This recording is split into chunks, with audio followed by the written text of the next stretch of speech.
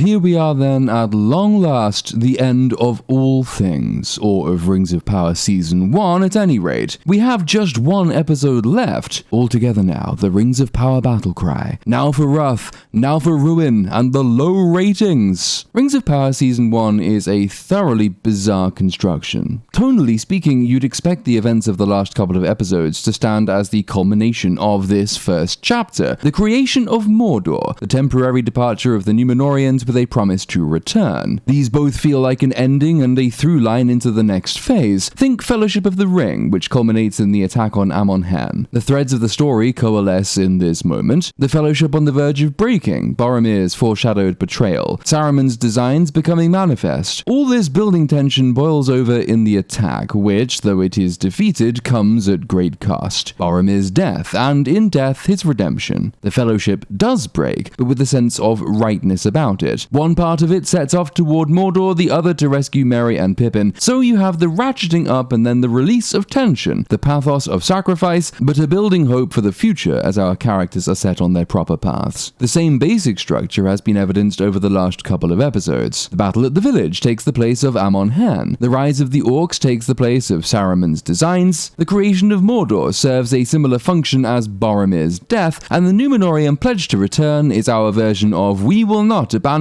them to torture and death." Of course, we have other storylines. The Not Hobbits off to rescue Steve, young Ned's negotiations with the dwarves over the fate of the elves. But as with Fellowship, not everything needs to be resolved in the first chapter. The Not Hobbits have had a serviceable end, setting off on a rescue mission, and arguably the dwarves have had one too, in Prince Harry's casting out and his wife's resolve to regain their power and influence. But Rings of Power is called Rings of Power, and evidently the show doesn't have enough confidence in itself to save the forging of the rings for its second season. So, having already had what passes for high drama by this show's standards, we now find ourselves still going, kind of, in an afterglow. Long stories are segmented for a reason. Whether it's chapters in a book or the end credits in the first part of a film trilogy, they are designed in large part to ensure that pace and the flow of information remains manageable. Chapters with self-contained but interconnected subplots and themes let the reader come to a natural pause, essential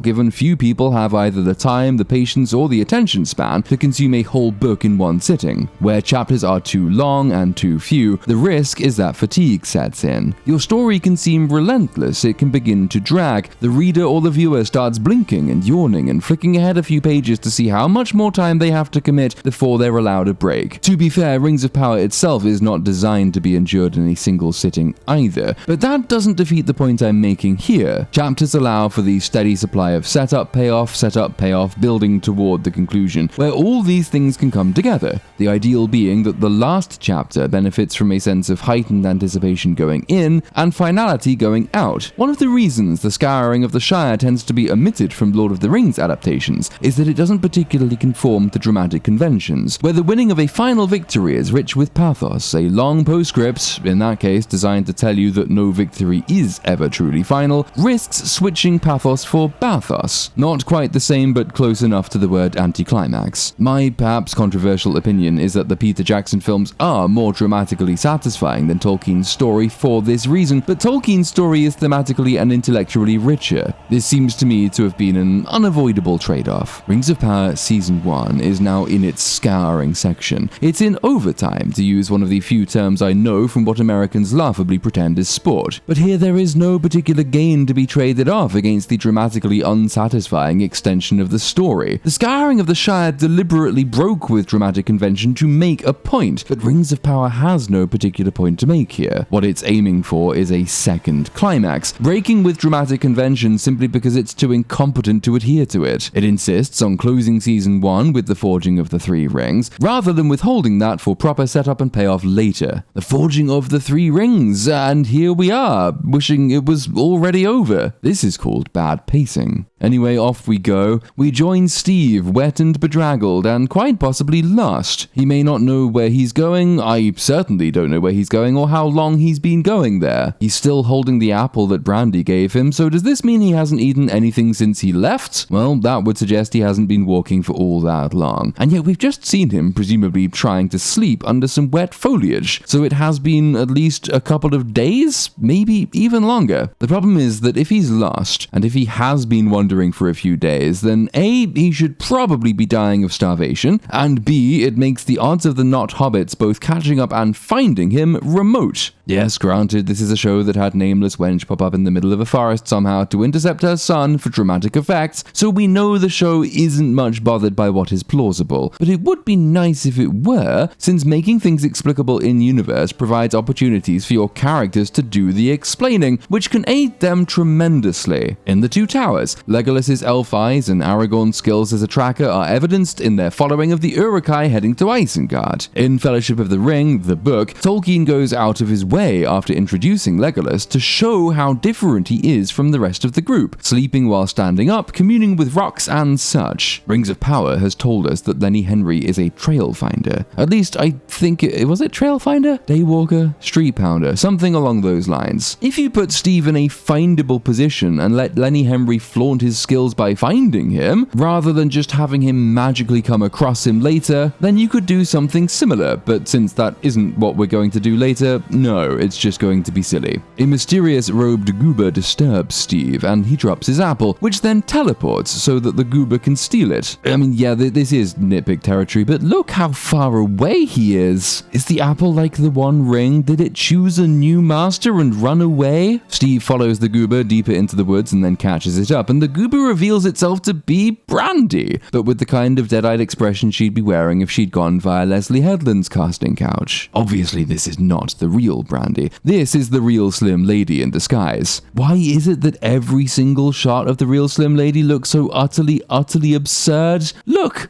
at this. How about this? And this? These, we now know thanks to season 2, are a Dark Wizard's top lieutenants. You'd think he might have gone with someone who doesn't spend 95% of their time trying to look evil and the other 5% of it succeeding. The rest of the Slim Lady bunch emerges, and one of them says in Quenya, "We come to serve you, Lord Sauron." There are a few things to note. Why, if you are not an elf and you know you're not an elf and the person you're speaking to is not an elf and is in a part of the world where there seem to be no elves, would you address him in the language of the elves? Then, is it not a bit premature to be swearing your fealty to a homeless man you haven't confirmed to be Sauron? It'd be very awkward if, because he is brain damaged, you convinced him he was Sauron, then took him back to whoever your master is, only for him to then say, no, this isn't Sauron, this is a smelly hobo. Why have you brought me this smelly hobo? I told you to bring me Sauron. Look at this. Does he look like Sauron to you? No, he doesn't. Are you perchance an imbecile? Then, why exactly would you have been sent after a chap who crashed in a meteor if, as far as the show is concerned, Sauron has never, ever traveled in a meteor before? We now know, thanks to season 2, that he spent a very long time as goo. Were you not around during the very long time he spent as goo? If you were around, would you not have thought to check Sauron's commonly accepted as last known location?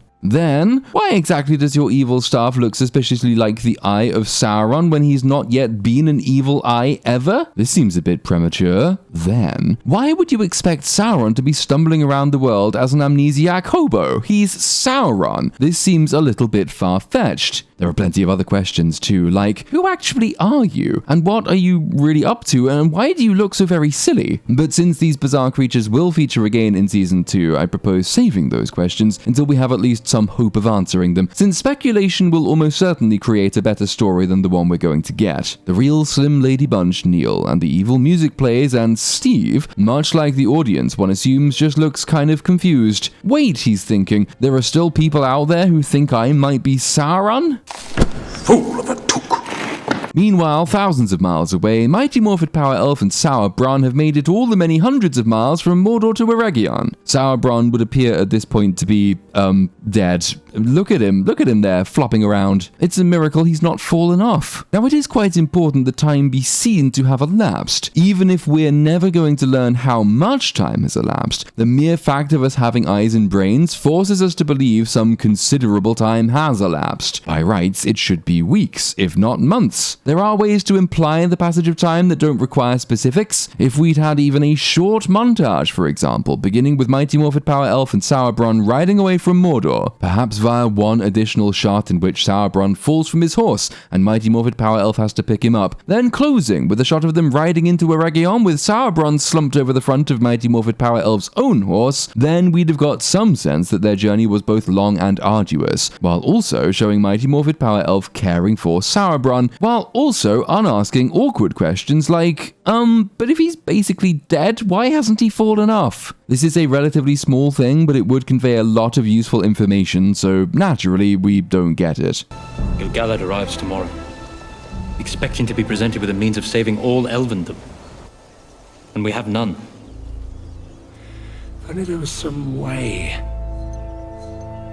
of doing more with less. It's called microdosing, Mrs. Doubtshire, and I kind of assumed you were already doing it. Now, this is setting up the fact that Celebrimbor, Master Smith of the Elves, has to learn something from Sauron in the forging of the rings, not only in order that the show can nod vaguely at the lore it has otherwise abandoned, but to provide a very important note of intrigue and suspicion to carry its second season. You might think it odd that the Master Smith of the Elves is only now considering the use of the mithril chunk young Ned gave him way back, especially so given he previously told us he tested it under all possible duress. That's because this is Rings of Power, and these writers struggle with concepts like setup and payoff. Celebrimbor should have been exploring this ever since he got his hands on the mithril shard. If the show had mentioned way back around the dinner party scene that he would begin working on it to see what else he could get out of it, that would have been a pretty good start. For this current scene to exist in a way that doesn't make Celebrimbor look like an absolute dullard, he has to have tried something very clever and failed because mithril has some unique magical quality unknown to the elves. Sauron, when he shows up, he's already shown up, look, there he is on that horse, must have to impart something even an elvish master smith could not know. He cannot turn up and say something like, hey, have you heard of an alloy? Because that would be completely fucking awful. So I'm sure he will. Oh, fuck it, who am I kidding? We all know that's what he's going to do. The sun itself began as something no bigger than the palm of my hand. How could we possibly match the powers that wrought the sun? This is one of those vague lore references that exist so that miserable little toads on Twitter can say, oh my god, they said a thing, it's so Tolkien. Oh, you haters, you just hate because you're haters, etc. The something Celebrimbor refers to here is the last fruit of the tree Laurelin in Valinor, which the Valar preserved, put into a vessel, and sent up into the heavens to light the world after the tree's demise. So, as far as it goes, Celebrimbor is correct. But the elves do not hold the sun in particularly high regard. The coming of the sun is said to herald the awakening of men and the waning of the elves. The elves hold the moon in much higher esteem. The moon comes from the last flower of the tree Telperion, which was the elder of the two, and the moon was placed in the sky for the benefit of the elves, not the men. So if Rings of Power were actually so Tolkien with its references, it would have understood and utilized this distinction. The moon itself, started as something no bigger than the palm of my hand, is a line Celebrimbor might in fact have said, while the reference to the sun is comparatively superficial. Young Ned says they've run out of time, so they must prepare to leave Middle-earth. But then they're interrupted by Mighty Morphed Power Elf, who rides into the city and unhelpfully tells us, enemy lance, 6 days ago. We rode without rest. To be clear, it took them 6 days to cover not far short of the same distance Frodo travelled from Rivendell to Mount Doom, which took him, I think, 3 months. He was not dying of a spear wound to the abdomen during this time. It took Gandalf about 3 days to ride between Edoras and Minas Tirith, and that was on Shadowfax, the Lord of Horses. So, no, you didn't, Mighty Morphed Power Elf. I don't care what you say. You did not make it from Mordor to Eregion in 6 days just because you rode without rest. Sauerbraun should be dead, and those horses should be dead as well if you even tried to make that journey in that time frame. I would honestly have an easier job believing that you portaled through the world between worlds to make it here. Everybody else seems to teleport. King of the Southland, how is it your path crossed with his? How is it you are here? How is it you are here? No, you first, please. Your story's a bit more fucking important, given you just witnessed the creation of Mordor and the victory of its pretender lord Adar, and you're here with someone you claim as a king, and you brokered some private treaty with the Queen of Numenor. Young Ned probably just walked here, that's his entire story, and it's far less important information. Young Ned invites her outside for a chat. There is a time skip here, which is essential, as we can't possibly relitigate the entirety of Season 1. Leave that to those crazy YouTubers and their 12-hour-long plot breakdowns. What this means, though, is that the writers have to choose what, about their many topics of conversation, is actually important to the narrative. And frankly, this means they could have skipped this scene entirely and jumped just to the day after, leaving the entire conversation implied, because the only thing the show finds relevant here is something that I hesitate to call a character beat: trust between them and the repairing of, all of which will be left in tatters again by the close of the episode anyway, meaning that it achieves precisely nothing. I should have never have set you on that ship. I should have trusted you.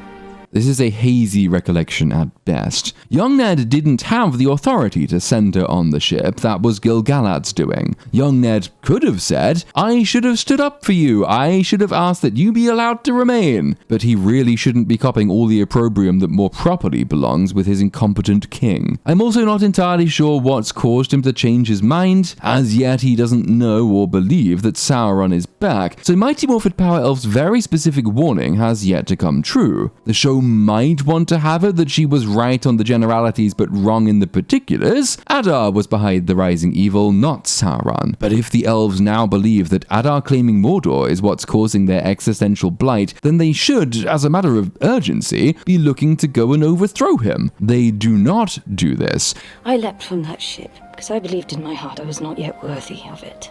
I knew that somehow my task here was not yet complete. Did you get the impression she felt unworthy of heaven? I rather got the impression she thought heaven was unworthy of her, that she was still consumed by revenge and did not want to leave the fight, an impression bolstered in pretty much every conversation she's had on this subject across the entire season. And she was doing this even knowing that the operating theory of the elves was that her presence in Middle-earth had given them all terminal cancer. So she's just lying in this scene, lying to boost her own ego by pretending she had some noble intention. Truly, she is the boogie of Middle-earth. As of Season 2, she's even catching him up on the scales, because she's just so evil. I did not cross that bitter ocean, only to drown now. And nor will I let you. Drowning here presumably refers to the imminent death of all the elves, and so presumably young Ned has explained this to her off-screen, which was deemed less important than her telling us how great and noble her intentions were in jumping off the ship. That she is now reacting to something mentioned off-screen suggests that just perhaps this thing should have been on-screen and meshed in with the conversation that we've had. Young Ned could, for example, have said, "We sent you away believing this would free us of the blight, but the darkness has only spread, and here you are returned to us." This could allow her to claim she came back because she knew in her heart that the evil was real and she had to fight it to save her people. Which is necessary, since what young Ned has just learned creates one potentially massive problem. You'll recall that their motive in sending her away was their belief that she was bringing about the very evil she swore to be fighting. You will likewise recall that Gil-galad has reasoned since, on screen, that their hope was false, because though she was sent away, their situation continued to deteriorate. We hoped that by sending her away and so bringing an end to the last vestiges of war, we might arrest the decay. But despite our every effort, our decline has only quickened. This is what sends young Ned on his quest for the Mithril. But young Ned has just learned that Gil-galad was wrong in his premise, because Mighty Morphin Power Elf never left. She jumped off the ship, meaning that as far as the elves are concerned, their original theory has not been disproven. The fact she returned could be the cause of their deteriorating position. She might still be to blame for all of this, just as they believed she was. I think you'll agree that this is quite an important development. Young Ned might want to bring it up, given this scene is supposed to be about the bond of trust between them, and she's just proven once again that she is not trustworthy. entirely. She has every right to feel aggrieved that she was sent away, because that theory was always absurd. But young Ned believed that theory, and he has every right to feel aggrieved that she came back knowing that it might cause the doom of her entire race. In other words, the logical entailment of the setup mandate that this scene achieves the precise opposite of its intended effect. They should be further away from each other by the end of this exchange. They should not be closer together. And hell, we know Gil-galad himself is coming to Eregion. Do you think he might mention that she's put her own ego above the survival of all Middle-earth? Do you reckon she'll suffer any consequence at all from her massive betrayal? Will she fuck? She's Mighty Morphin Power Elf. She inflicts consequences. She doesn't suffer them. I have missed you. She's evil. What about this monster could you possibly have missed? What are we to do? The only thing we can do. Swim. No. See, what you're doing there is continuing your metaphor. That is not, though, an answer. What precisely is your plan? Because as far as I'm aware, you don't have one, and you're all completely doomed. Things are entirely out of your hands. You can't just metaphor your way out of important scenes as though you've accomplished something, show. That's not how writing works.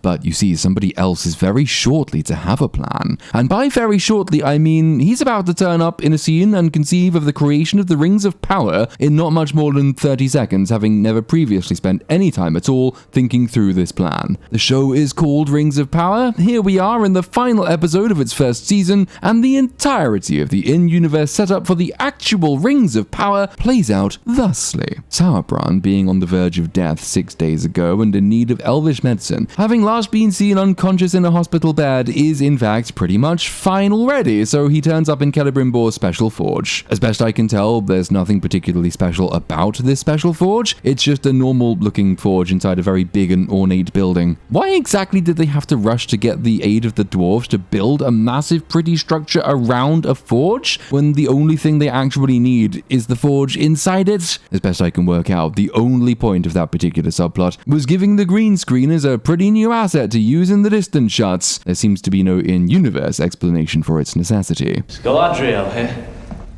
No. Shouldn't you be resting?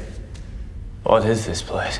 I include this line because I really do need to stress the point. We are in the final episode of Season 1, and the big bad antagonist has, as yet, no evil motive and no evil plan. He does not, as yet, know where he is, what its purpose is, what resources it has, what the elves' plan is. He's about to learn all of that in this very scene here. He did not cleverly manipulate his way here with a purpose. He was brought here because Mighty Morphin Power Elf is a buffoon, a silly buffoon. But now he's here, he can, in a very short space of time, decide that he is Satan after all. This is all such a massive problem, by the way, that Season 2 devotes its opening 10 or so minutes trying to recontextualize it all, to give the impression that Sauron planned it all from near enough the beginning. But we have seen the show. We know that's not true. And he himself will say later in this very episode that it is not true. The writers tried to add retroactive intent to their main villain because somebody, at some point, realized what we've seen coming for a very long time. By the end of Season 1, actual Sauron has no particularly evil designs upon the world, no plan, no motive, no intent. Almost all of the evil deeds have been planned, aided and abetted by the show's protagonist. The show has made its hero its biggest villain, and its villain a boring non-entity being dragged around the world by a cow. And this is supposed to be the story of the Second Age and the forging of the Rings of Power. Go fuck yourself, you talentless hacks.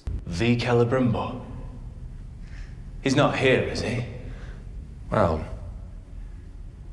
as a matter of fact, he is.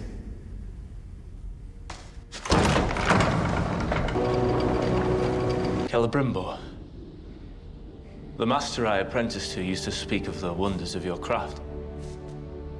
I never dreamed I'd ever get the chance to see them in person. If he's curious as to why this person, supposedly King of the Southland, should here be telling him that he was a mere apprentice smith, Celebrimbor never interrogates the point. This establishes a long and unbroken chain of lamentable incompetence on Celebrimbor's part, and Season 2 will only compound the damage. He may have seemed benign and bumbling and even charming enough in earlier episodes, giving young Ned words of wisdom and encouragement, but we are firmly done with that one dimension of his character, so it's time for for it to be replaced with a kind of one-note childish egoism that allows Sauron to manipulate him without really trying. There is quite a lot to be said on the subject of Celebrimbor and of Sauron's manipulations, but since this is going to form a huge part of Season 2, I will withhold it now and deal only with what we've got in this episode. There are two important things Season 1 needs to establish before its conclusion: showing Sauron's influence and leaving Celebrimbor ignorant of his true identity. And, oh boy, if you thought Mighty Morphed Power Elf was a bad person already,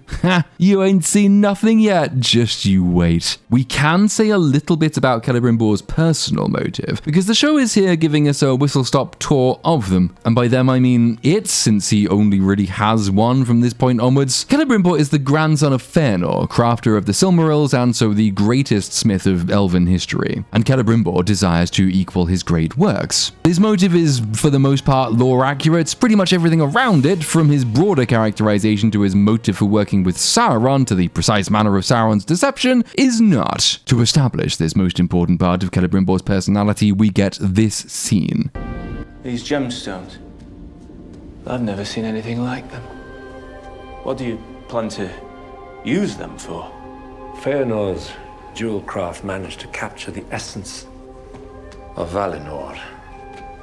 I had hoped to do the same for Middle-earth. If you're sitting there thinking, oh gee, it sure is mighty convenient that he should have created 3 gemstones for 3 rings he doesn't yet know he's going to make, then shut your fucking face, you hater. It's true, but you should really just be focusing on the positives, whatever the positives are. You might further be wondering why, if this is indeed his motive, he wasn't keener to keep hold of the mithril shard that young Ned brought to him, given that by the show's own canon, that literally is the light of Valinor, the light of the Silmarils themselves, and so the only possible way to rival Fëanor's creations. If so, shut up, stop it. Of course he let young Ned take the mithril shard back to the dwarves, because the writers, they hadn't come up with this scene yet, so he didn't know that he wouldn't want to keep it, or fuck it, I don't know, writing is hard, okay? It's really hard, and you just hate fun. Sauron immediately spots the mithril and thinks it looks pretty neat. All these things have just been laid out on a table, ready for him to find, so he can come up with his evil scheme in the shortest possible time. Celebrimbor would absolutely leave his most prized creations and his one inspiration lying about on a random table for anyone to pick up and play with. That is totally believable. Anyway, this is where Sauron teaches the Master Smith of the Elves that alloys are a thing. What is it? Not enough. Enough for what? Have you tried combining it with other ores to better stretch it out? That wouldn't be suitable for this ore. Why not? Because in the amounts we need, it would too greatly dilute its unique qualities. Forgive me, but at the risk of sounding a fool, couldn't the right alloy also amplify those qualities? Amplify? Where I came up, precious metals were scarce as hen's teeth. So we learned to combine them, to harness strengths and hide flaws. I've seen a trace of nickel added to iron to make a blade lighter and stronger.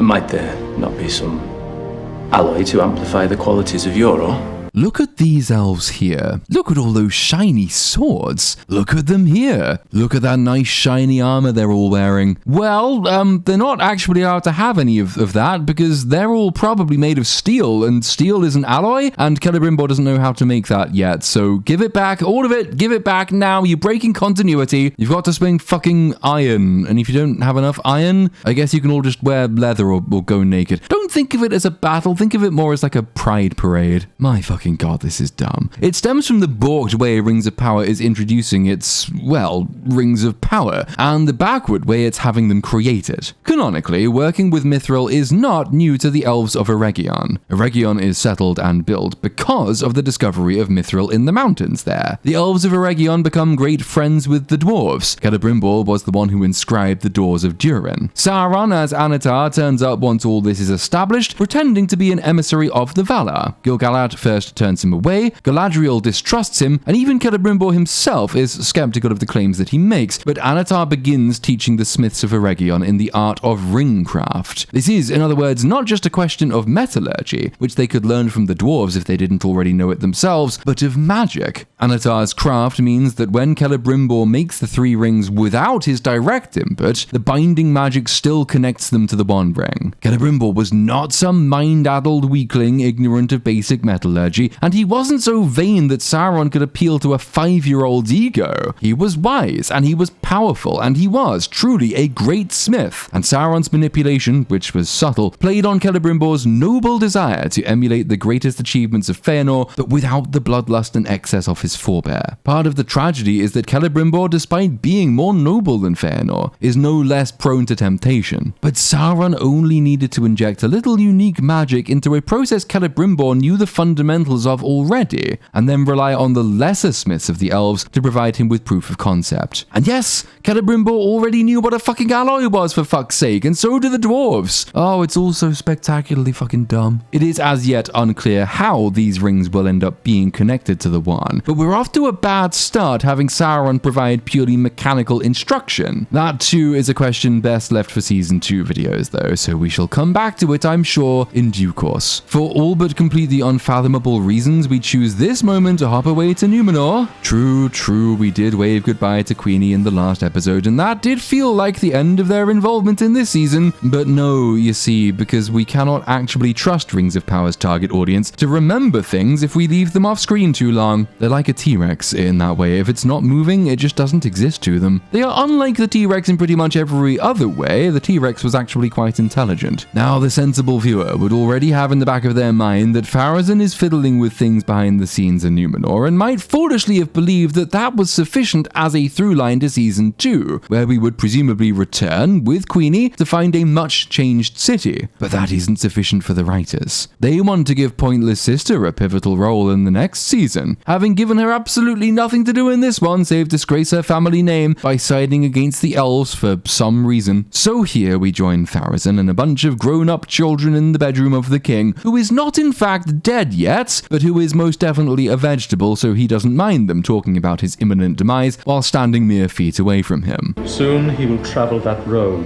which makes an end of every man who walks it. Black flags will fill our harbor.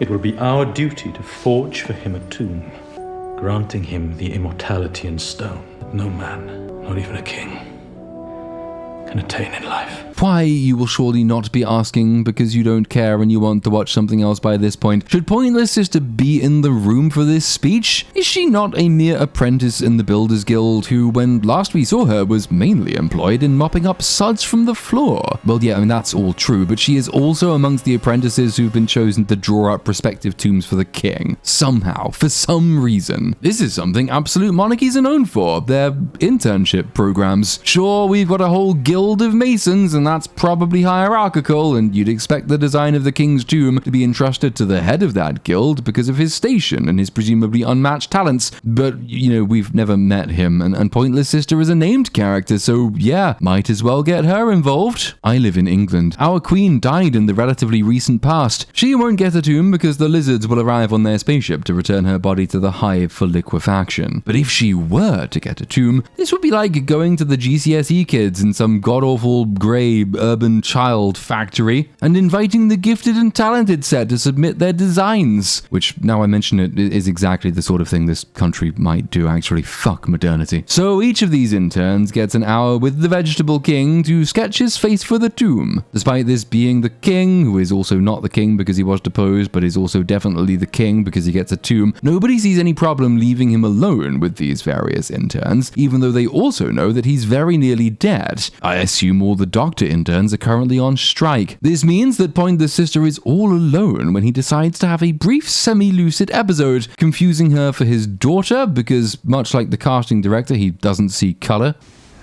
I know what you have been doing in the dark of night when you thought all eyes were asleep. I'm sorry. Your handmaid will be back in a moment, my king. And there is still time.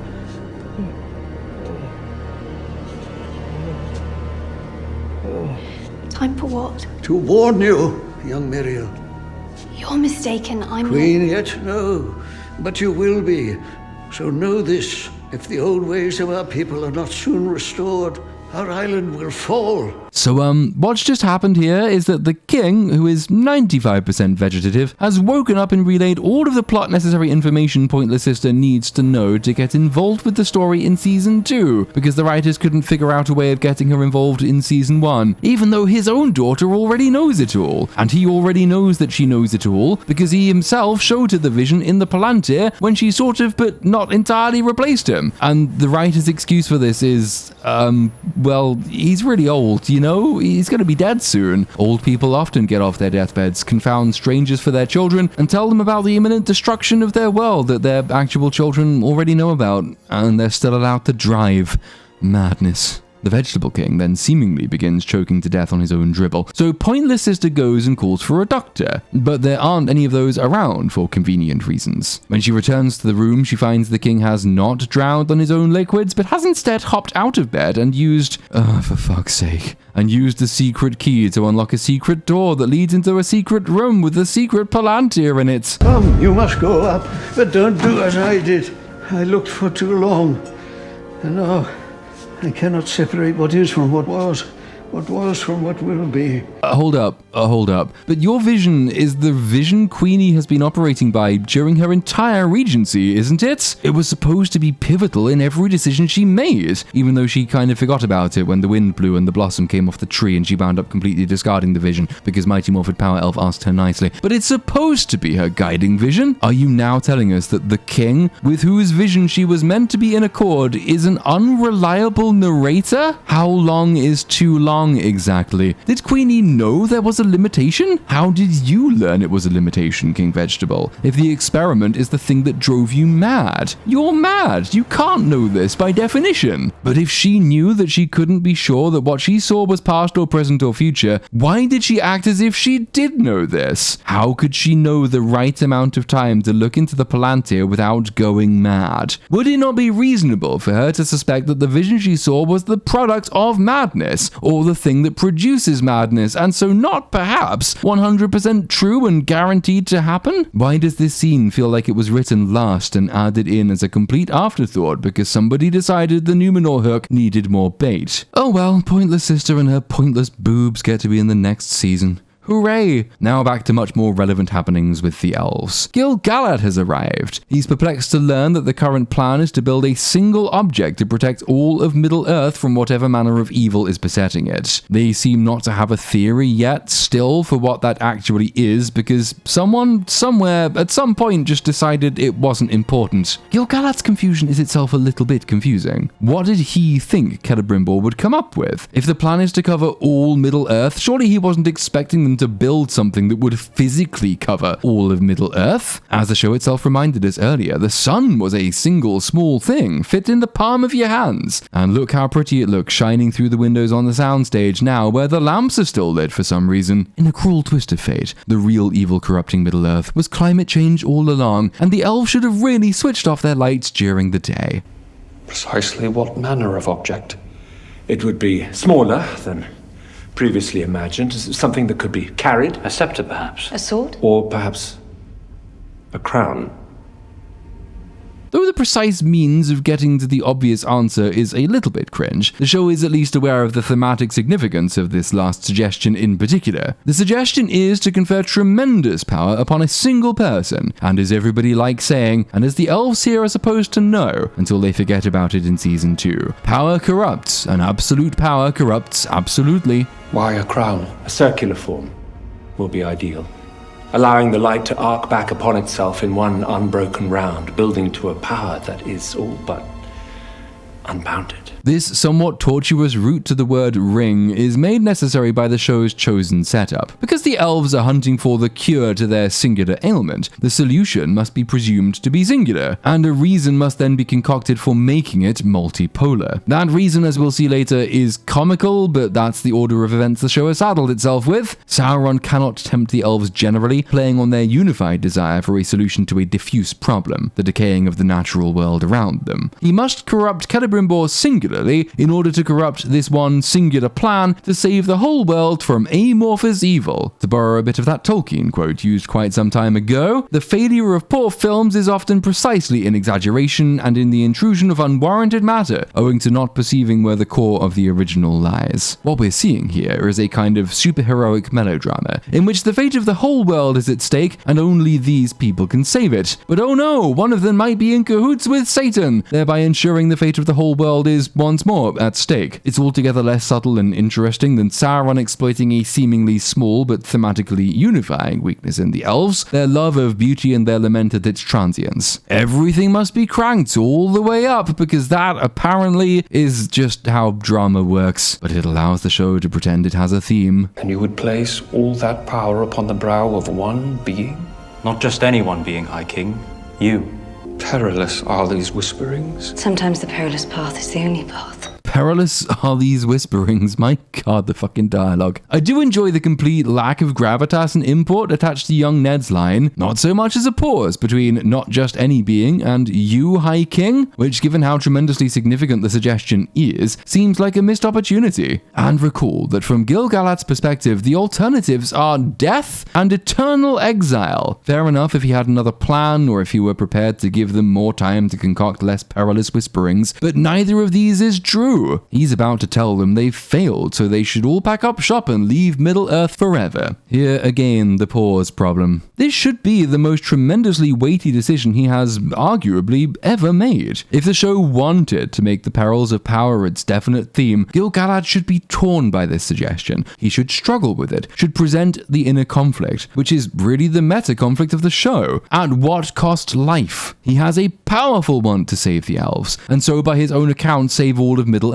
He is also supposed to be an old and a wise leader, and we've seen him here be wary at the idea of conferring so much power on any one head, even his own. There are riches in this setup. The show's gone all in for the most melodramatic premise, and yet now it refuses to embody it in its characters. This is presented as a relatively simple conversation in which Celebrimbor and co have presented a flawed PowerPoint presentation, and now the boss is mildly peeved by their incompetence and has told them to drop the project, and that's about it. Why does the show insist on making absolutely everything in it so completely fucking boring? Mighty Morphed Power Elf tells Gil-galad that if it weren't for taking risks, she'd not be standing here right now. I would not be standing here otherwise. You should not be standing here at all.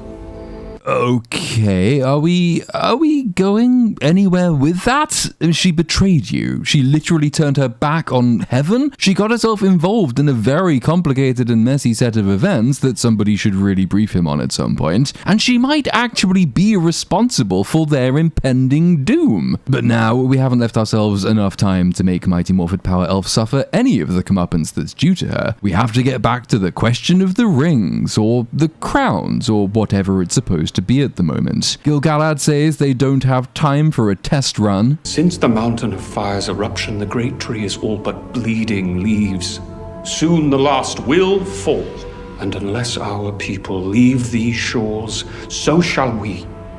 Say, who in this room was present when that volcano went off? Who in the room believably precipitated the chain of events that has led us to this dire situation? Who in this room did we try to send away because we thought something exactly like this might happen? No one? Oh, okay, fair enough. Forget about it. I am, as ever, slightly confused by the timeline. It took Mighty Morphed Power Elf and Sauron 6 days to ride here from Mordor, and they set off about a day after the volcano went pop. A night has passed in Eregion, so it's been about 8 days since Waldrig became the MVP of Middle-earth. Gil-galad has only just arrived, and Eregion is supposed to be quite a long way from Lindon. Except, of course, that, Season 2 literally kicks off showing us you can make that journey in a day, but then forgets about it, so who the hell really knows? If you can make the trip in a day, Gil-galad left a day ago. If, more reasonably, we say it is 3 days, then he left 3 days ago, meaning that he learned of Mount Doom's eruption, fuck knows how, and of its effects on the trees, and so its effects on the elves, within a window giving him about,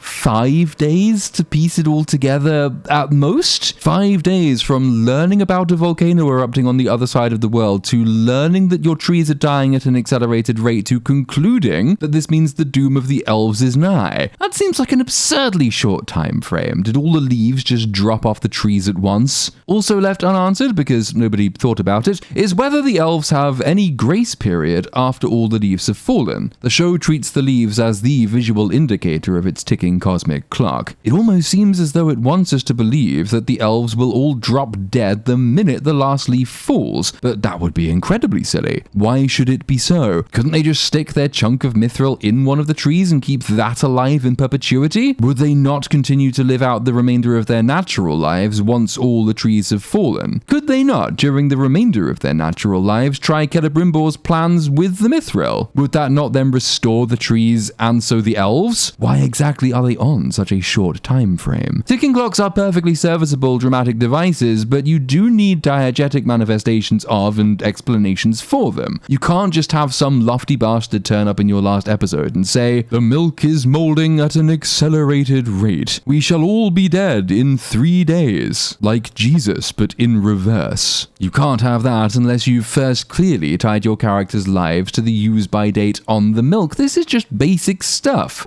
There is no elf in Middle-earth who wanted a solution more than I. But if this was to be our salvation, I'm afraid we needed it sooner. But I almost had it sooner. It was only in speaking with the Southlander that I realized... The low man? This idea was his? His suggestions were but the key that unlocked the dam. We are on the cusp of crafting a new kind of power. Not of strength, but of spirit. Not of the flesh, but over flesh. This is a power of the unseen world.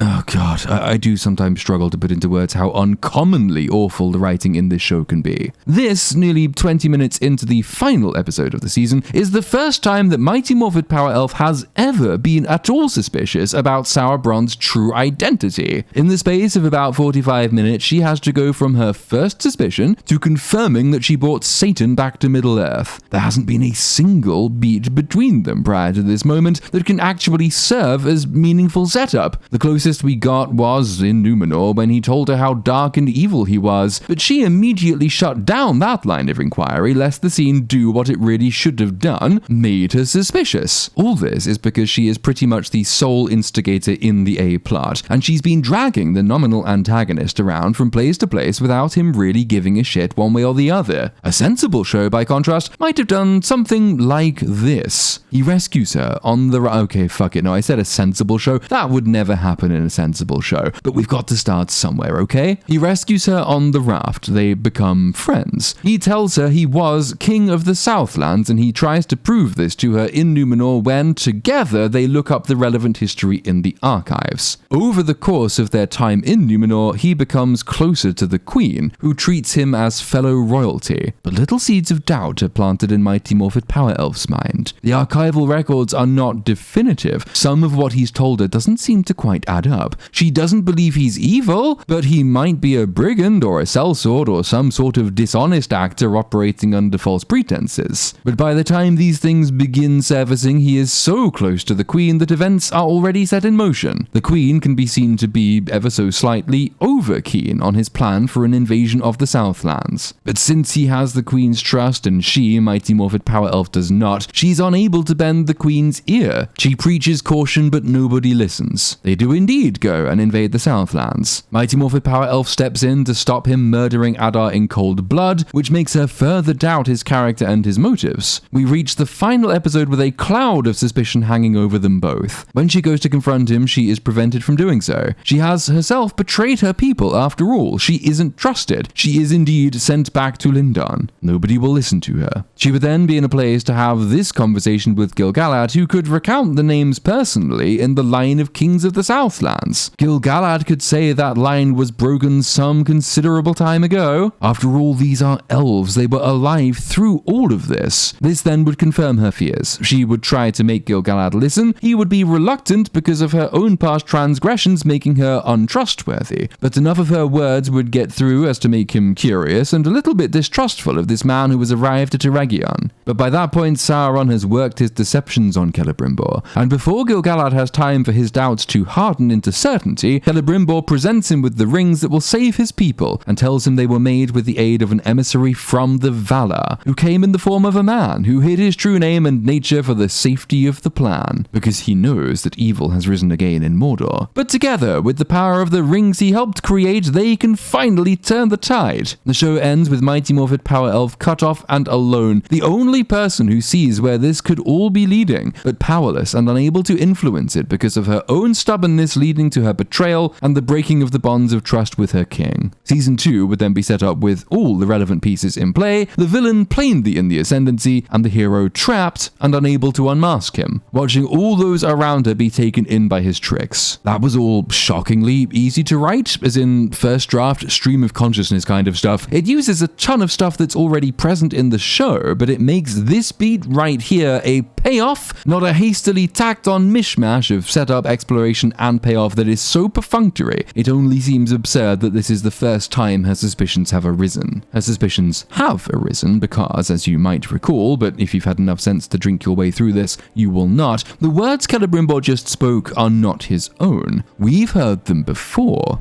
The one you call Sauron devoted himself to healing Middle-earth. He sought to craft the power, not of the flesh, but of the flesh, the power of the unseen world. The funny thing is, this actually isn't the first thing that gets Mighty Morphed Power Elf's attention. It's actually the first thing he says. His suggestions were but the key that unlocked the dam. We are on the cusp of crafting a new kind of power. Look at her, getting suspicious there already, because Celebrimbor plucked a completely bizarre choice of words out of the ether, and they just so happen to correspond with a completely bizarre choice of plot in earlier episodes. But it's the of the flesh and over flesh that really gets her inner Columbo twitching. So when Gil-galad commands them to, and I quote, disband the city, whatever the fuck that means, and everybody leaves the room, she holds Celebrimbor back. Just one more thing. Those words.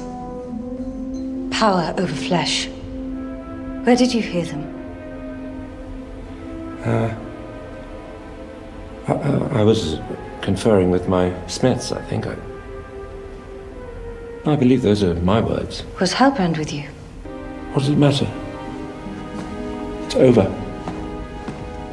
There's actually an innocent explanation for this that really needs not to exist for Mighty Morphed Power Elf to be this suspicious this quickly. You will recall that Sauron stepped in to stop Mighty Morphed Power Elf, killing Adar during the interrogation scene, making it perfectly plausible that he was just listening in and overheard the line. It's also perfectly possible that this formulation is just the most accurate way an elf would describe the type of power they are playing with, given the elves understand the distinction between the seen and the unseen worlds. In other words, though it's coincidental, it's actually not the most unbelievable coincidence in the world. And it's one any even semi-competent liar, to say nothing of actual Sauron the Deceiver, would have no problem heading off, should anybody make inquiries. Outside, young Ned beseeches Gil-galad, imploring that he be given another 3 months because, and I quote, I am owed that much. Why? Why are you owed 3 months? What have you done to deserve 3 months? Have you not quite recently and quite publicly failed in the only task we've been shown you getting? And are we not operating against a hard deadline, i.e. the kind of deadline that kills you if you overshoot it? What is this presumptuous nonsense, Ned? I am sorry. Grant me 3 months. I am owed that much. You are owed nothing. Correct, young Ned has caused many more problems than he's solved, even if the ultimate problem should really have been solved by Gil-galad himself going to visit King Charles, rather than sending a mere messenger. But if we're doing consequences, can I suggest you go back in there and execute Mighty Morphed Power Elf for treason? No? Fine, fair enough. Then do it not out of recompense. Do it because I asked you. It is a fool's hope, Elrond. Merely that, nothing more. Hope is never mere, not even when it is meager.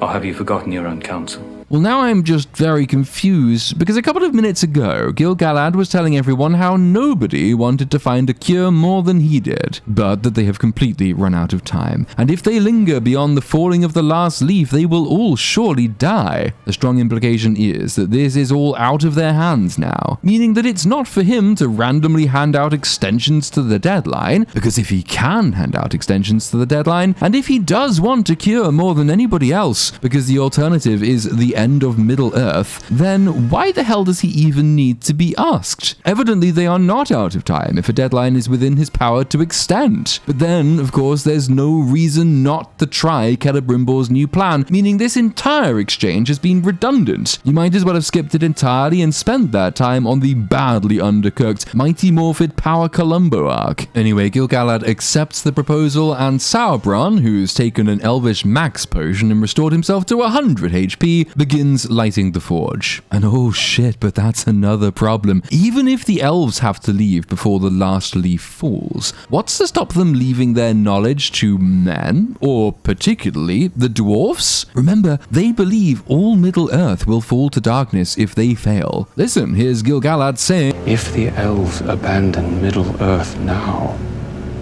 the armies of darkness will march over the face of the earth. It will be the end, not just of our people, but all peoples. But his current plan, at least until he decided to conjure some more time out of his smooth elven asshole, was to just up sticks and leave without telling any of the other races what's coming for them, thereby denying them even the ghost of a chance at stopping it. That seems like a dick move. The dwarves know all about arcane magic, like alloys, I bet. What if they were able to fix the problem, meaning you could all come back? Dwarves in this show are just as magical as the elves after all, because Rings of Power doesn't understand the difference. Seems to me there were options besides "we're leaving, enjoy eternal darkness, goodbye, you small silly people." We see Sauron and Celebrimbor working closely together as Mighty Morphin Power Elf watches, and then she thinks, you know, although I went all hot and heavy to the Queen of Numenor telling her that this little brooch was absolutely proof Sauron was king of the Southlands,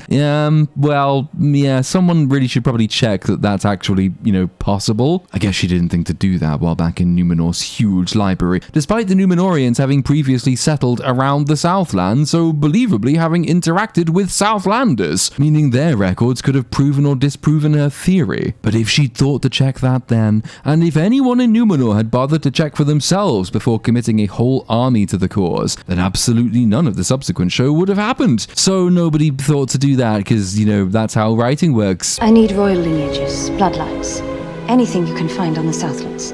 Our records are limited concerning the mortal kingdoms.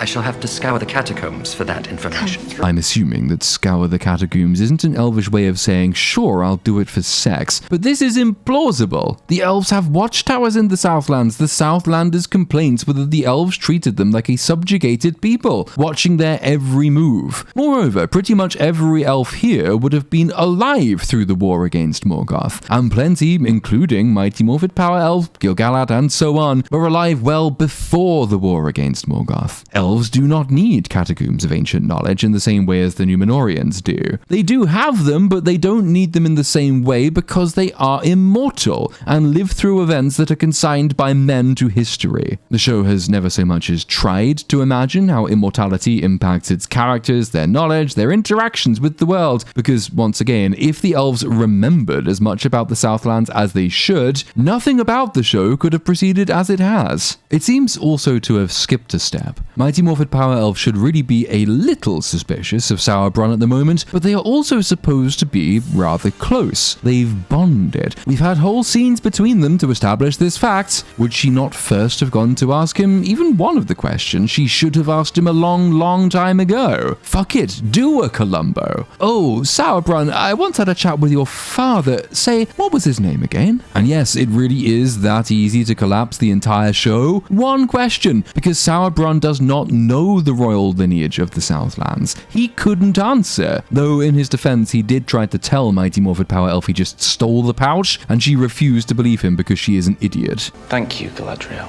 For bringing you here. For saving my life. As you saved mine. Our scales are balanced. No, you've done far more than that for me. I'd all but given up. But you believed in me. You saw strength in me. You pushed me to heights that no one else could have. I will never forget that. The fact that that's all true and that he is Sauron and she is supposed to be Galadriel is abso-fucking-lutely hilarious. It's like if Anne Frank paid for Hitler's art classes, which actually might have worked out better for her now I think about it, but the point stands. And I'll see to it that no one else does either.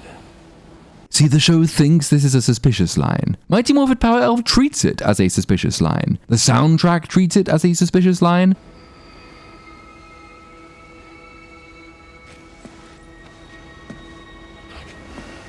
But I have no idea why it's being treated as a suspicious line. It's completely innocuous. And once again, she's not asking questions, even though asking questions is both the natural and the expedient approach to take with the level of doubt she should have at this moment. It's hard to know how much of this approach is motivated by the fact that there is simply too little time left to have her acting appropriately, and how much of it is due to the kind of awful writing that's ensured there's too little time left to have her acting appropriately. Anyway, where are we? Oh god, fuck, we're back with Steve. Do not be afraid, Master.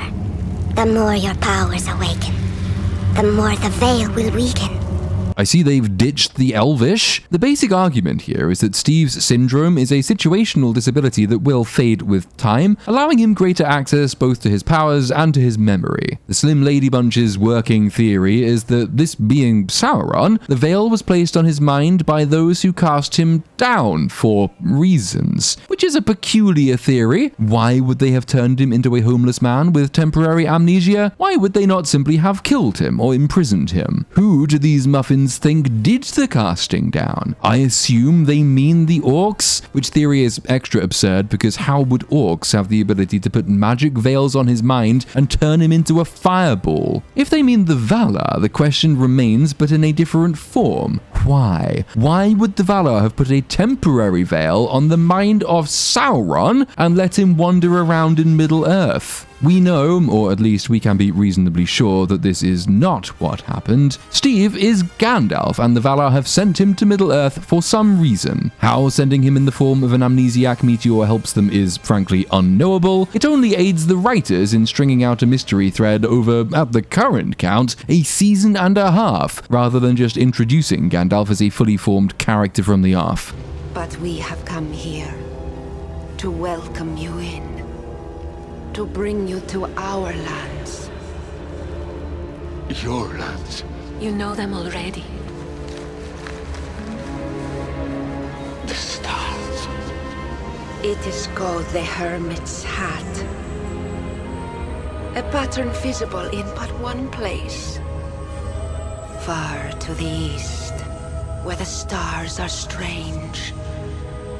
The lands of Rhûn. Stars are not visible in just one place, goddammit, that is not how the sky works. And Rhûn is not all that far to the east. It's about 250 miles east of the grove with the apple trees we were at earlier, and it's only about 500 miles east of where Steve crashed in his meteor. I'm not an expert in astrology, I just review stuff, but I'm pretty sure moving 500 miles longitudinally will not change the constellations you see. If they were here in the very far south and Rhûn was in the very far north, then maybe that would work, but as they're not, it doesn't. Steve gets very excited when they promise him he will finally be known as the Sauron he really is. So excited that they have to roofie him into oblivion.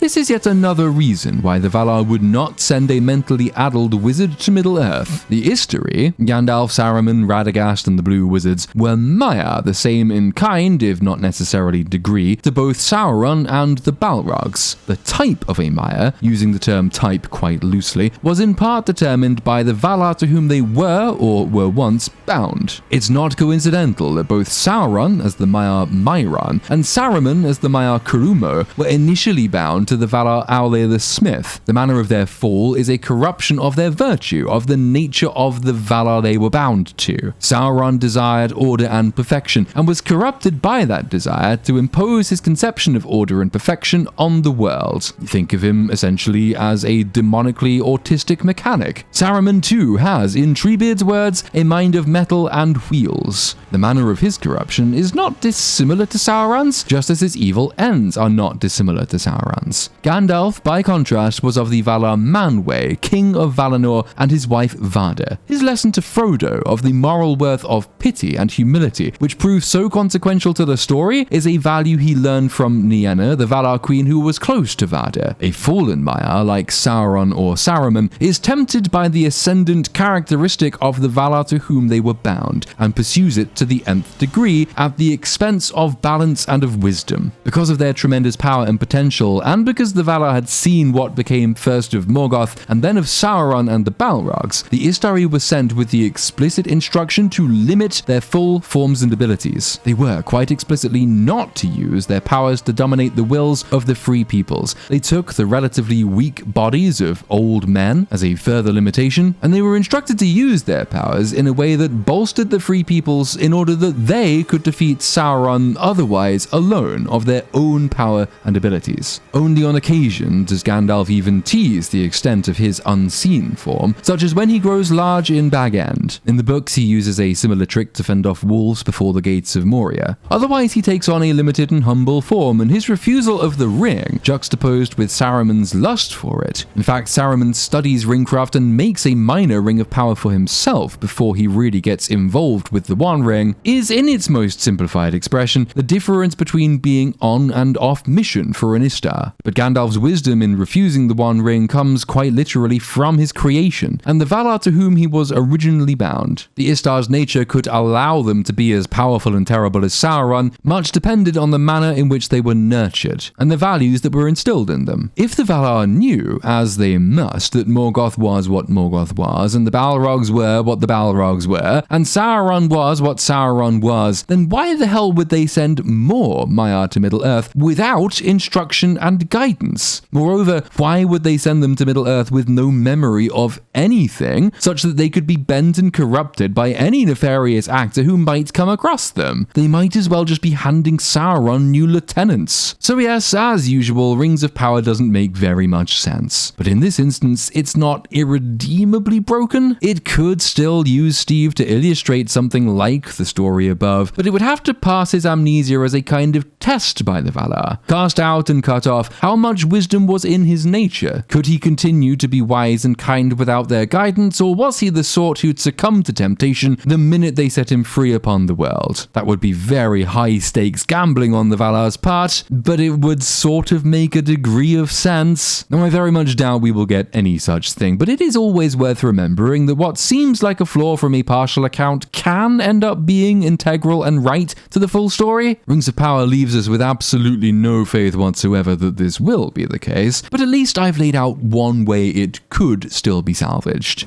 In time, he will learn to control his powers. For now, bind him.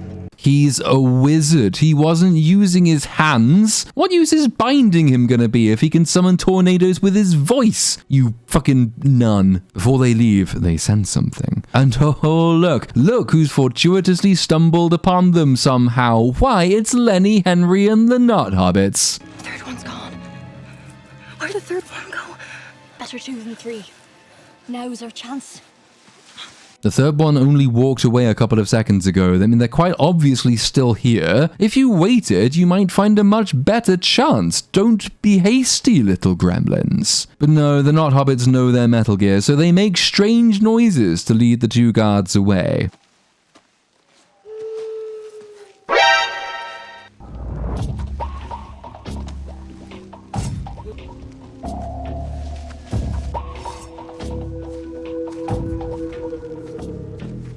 Then they break cover and they try to untie Steve. But oh no, it turns out the Steve they're trying to untie is actually the real Slim Lady in disguise. The real Steve is bundled up off to the side. And then the other two return and Lenny Henry gets taken out with a throwing knife, so things are looking dire. Until Steve, now unbound by Mother Not Hobbit, not that it should make much difference, walks back onto the scene, demonstrating remarkable control over his powers for a guy whose shtick, even up to the halfway point of season 2, is that he cannot control his powers. Steve uses Earthquake again, which is not very effective against witches, and the real Slim Lady repels him with her magic staff. The Not Hobbits, meanwhile, are trying to run away, but they get assailed by the other two. Things look even more dire, but then suddenly Lenny Henry returns, and he stabs her in the foot, and Yeah, this part is fucking great.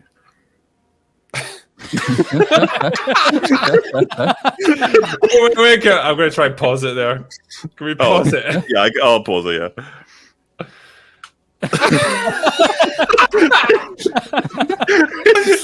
Funny. Oh, it's beautiful. $1 billion, ladies and gentlemen. Meanwhile, the real Slim Lady continues to throw Steve around with her magic staff, but then she gets bonked on the head by some rocks, so she drops it and she uses flamethrower. Her attack missed. At some point while all this is happening, Brandy manages to have a long chat with Steve, even though the real Slim Lady is currently burning everything in the vicinity, about Steve being good and only Steve getting to decide who and what he is, which is good because she told him that's what he is. Only you can show what you are. You choose by what you do. Tell me what to be. I don't know, just don't be a dick. The real Slim Lady advances on the cornered Not Hobbits, including a very much alive-looking Lenny Henry, who is currently operating on his backup heart, I suppose. The real Slim Lady is building energy for its next attack.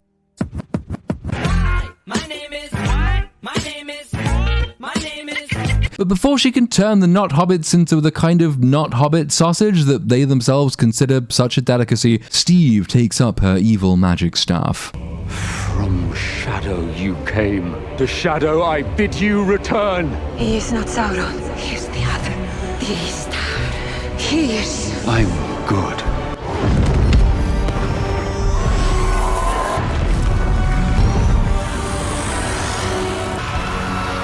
Why, yes, they did just explode into moths. This will be relevant again in Season 2. Quite how Steve knows they came from Shadow, I'm not sure, but he seems now to have complete command of the English language and so presumably a bunch of memories that were previously hidden behind the veil. Specifically, he remembers what he'll say to the Balrog in Moria in a few years' time when he's in a much better production. Go back to the Shadow! The veil would seem to have been lifted by his possession of the evil magic staff. Said staff evaporates when the Slim Lady bunch explode into moths, which gives the impression it was bound to them in some way, and that makes this confusing, but not definitively broken. If the staff, like the rings later, have a power that can be abused, but that is not itself evil, it could be the case that the staff merely reconnected Steve to the unseen world. I think that's what the show is vaguely aiming at here, but he cannot be allowed to retain the use of the staff, even though it clearly worked, because these writers are just addicted to McMuffins, and they clearly had Steve's actual staff in mind for Season 2, taking the place of the evil hilt of McMuffin in this season. Though victorious, alas, all is not well, for Lenny Henry's contract is expiring, and so he finally remembers that he's dying. I'm afraid I'm about to go a-wandering off trade. It's all right, proud fellow. The missus will be waiting. Now, if you don't mind, I'd just like to sit a while, watch the sun come up.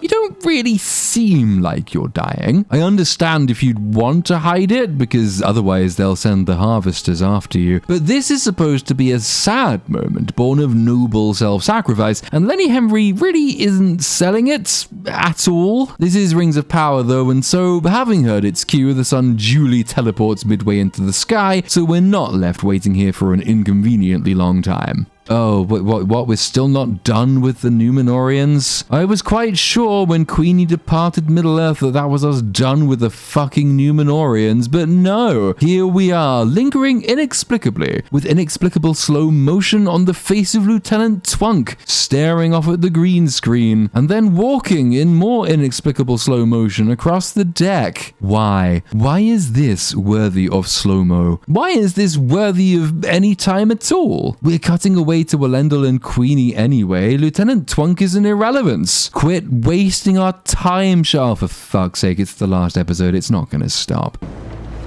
5, 6, 7, 8. The leader of the opposition is in that room now, practicing walking. I mean, baby horses can walk from the womb. She's 1-0 down to a pony. Pony isn't a baby horse, it's a foal. A fucking foal is a baby horse. Right, our guest tonight on I Don't Give a Fuck About Baby Horses is me. You're doing well. Patronize me like that again, Captain. I'll have your ship.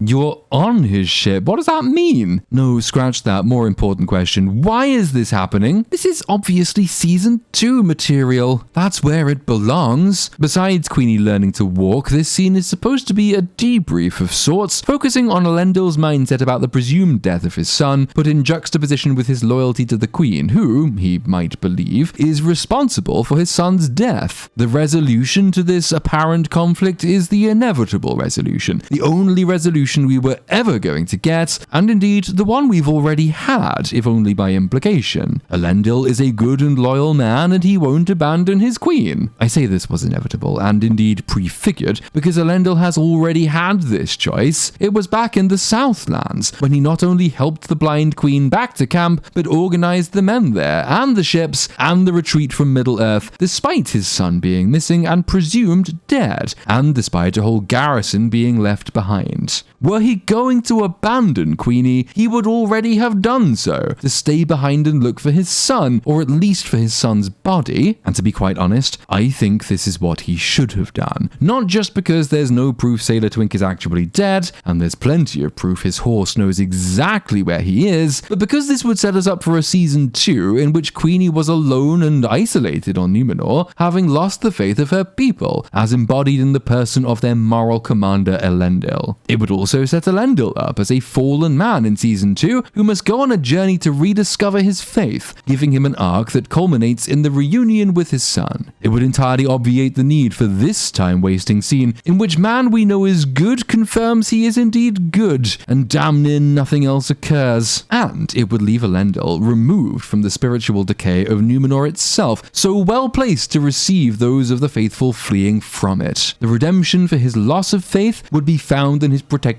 of refugees from our Pharazon's tyrannical rule, thus getting us, by a different means, to Elendil's canonical role as leader of the Númenórean realms in exile. By this point, it should not be remarkable how massively inefficient the writing in this show is, but it's still damned by how easy it is to do more with less, and somehow it's still not done.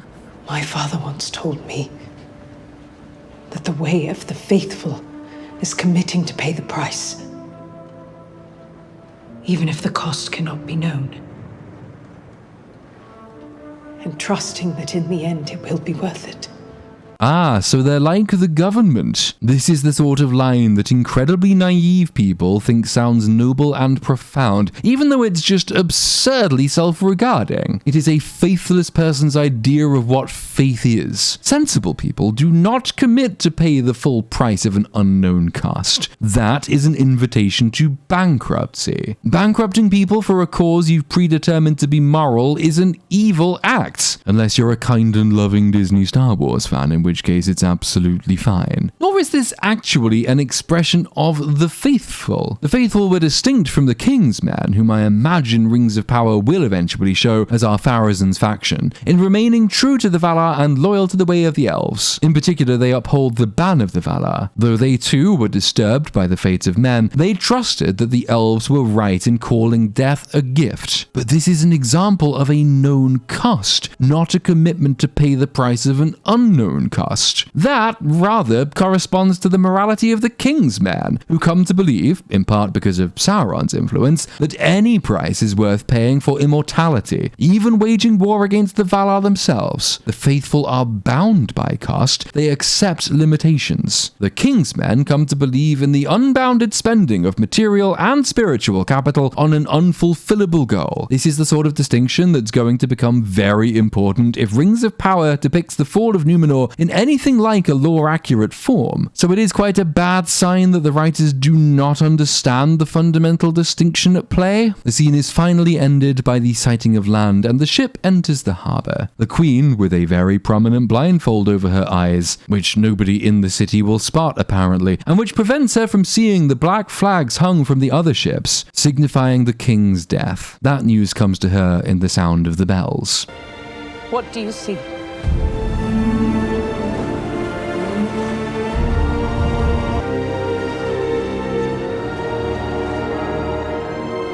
We see Pharazôn brooding over the king's body. I'd not be at all surprised if we learned in later seasons that he was responsible for the king's decline and his death through some slow-acting poison or some such. That seems like the obvious twist to go with if you want to portray his ascent as being a nefarious thing and he as being a man of great cunning. Though season 2 doesn't take long to make this aspect of his character largely redundant. Meanwhile, thousands of miles away, there is a minor explosion in Celebrimbor's forge.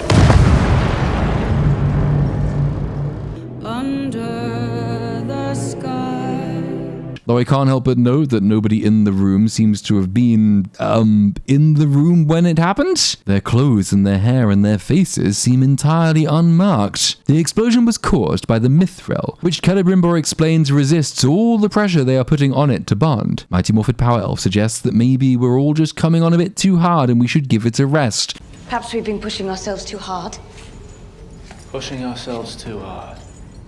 And this inspires Sauerbrand to conclude that yes, the key to successful bonding is not pressure, because that is non-consensual and liable to produce a violent reaction. Rather, it is charm and gentle flirtation and sensual encouragement. You see, viewer, forging Mithril is very much like making love to a beautiful woman. You have to get the temperature just right, so she becomes pliable and gooey, but not so hot that she explodes too quickly. You have to coax her, stimulate her, move her around so she feels relaxed and fluid. On no account should you try to hammer her before she's ready. You'll just bounce off and she might dent. No, you have to explore her first, tenderly, with your tongs. Then, once she is at the optimum heat and liquidity, you can bend her into all sorts of positions, gently caressing the gemstone set at the top. And if you do all of this just right, she might stick her finger in your ring. Now yes, I am extending all this with innuendos because I actually refuse to believe that the deep arcane knowledge required to forge the actual Rings of Power is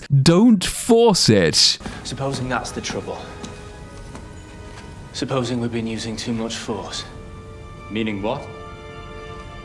Meaning that the metals shouldn't be forced to join, but more drawn or coaxed together. Now, if that's true, we've been doing it all inside out. Quickly. Dismantle this. We start again. But it is, so that's just fucking yeah. Not only has the Mastersmith of the Elves never heard of an alloy before, he actually doesn't know the basics of his craft. It's just fucking morons. Morons is what it is. Morons all the way down. Then this Vulcan-looking motherfucker, the one Mighty Morphed Power Elf sent off to search the archives, which he said had limited information on the kings of the Southlands, has very conveniently found a long scroll containing the complete lineage of the kings of the Southlands. But rather than read it in the room and then confront Sauerbrand in the company of young Ned and Celebrimbor, and this guy and this woman and witnesses generally, Mighty Morphed Power Elf decides to take it outside to read in private. Because yes, the writers genuinely do plan on leaving season 1 with nobody else knowing that Sauerbrand is Sauron. Speaking of, Sauerbrand runs out at this moment to tell Mighty Morphed Power Elf that whatever they're doing, it involves too much power for a single object, which is kind of hilarious when you consider consider this is Sauron we're talking about, and his most famous possession is the One Ring. Now, it is mostly unclear, not only now but even halfway through season 2, whether this is merely a mechanical necessity invented to lead us toward the narrative necessity of the elves getting 3 rings, or whether Sauron's plan is for 2 objects so he can control the one with the other. Essentially, one half of this never-named circular creation would serve, in his mind, the function later taken on by the One Ring, and the other, to be worn by Gil-galad, would act as the lesser rings of power combined. In this theory, he's contemplating controlling the elves through their king. Now, of course, that could be me reading causation and motive into something that's really just there for the purposes of contrivance. But given we're about to move into the scene where he hints at his plan for peace through control, it's not unreasonable to infer that this is his design. This then would not be a total lie on his part, he's just being economical with the truth. It's actually hard to make the case that he has been untruthful at any point all the way through the show. Yes, he's been using a false identity, if you omit the part where he outright insisted he'd just stolen the neck pouch with the royal symbol, so outright declared he wasn't the king of the Southlands, and the fact that this is the first time Mighty Morphed Power Elf is actually asking him who he is, all of which means he's never actually been lying. It's just that nobody, read Mighty Morphed Power Elf, was interested in hearing the truth from him. So she finally, at long last, asks him who he really is. See for yourself. Not until you tell me who you are. You know who I am. Who you really are. Galadriel, I'm afraid I don't...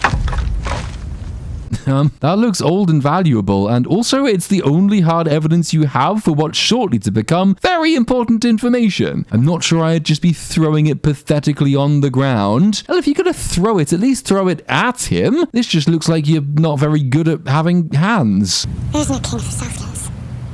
The line was broken. The last man to bear your crest died over 1,000 years ago.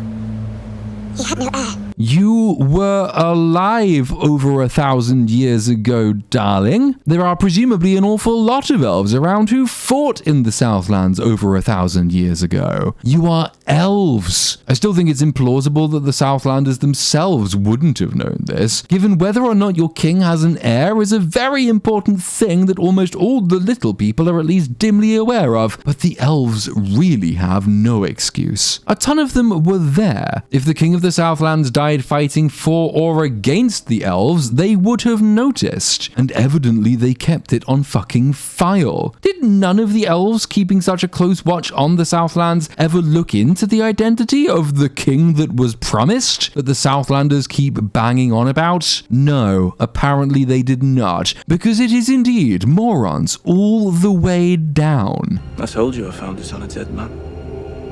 No.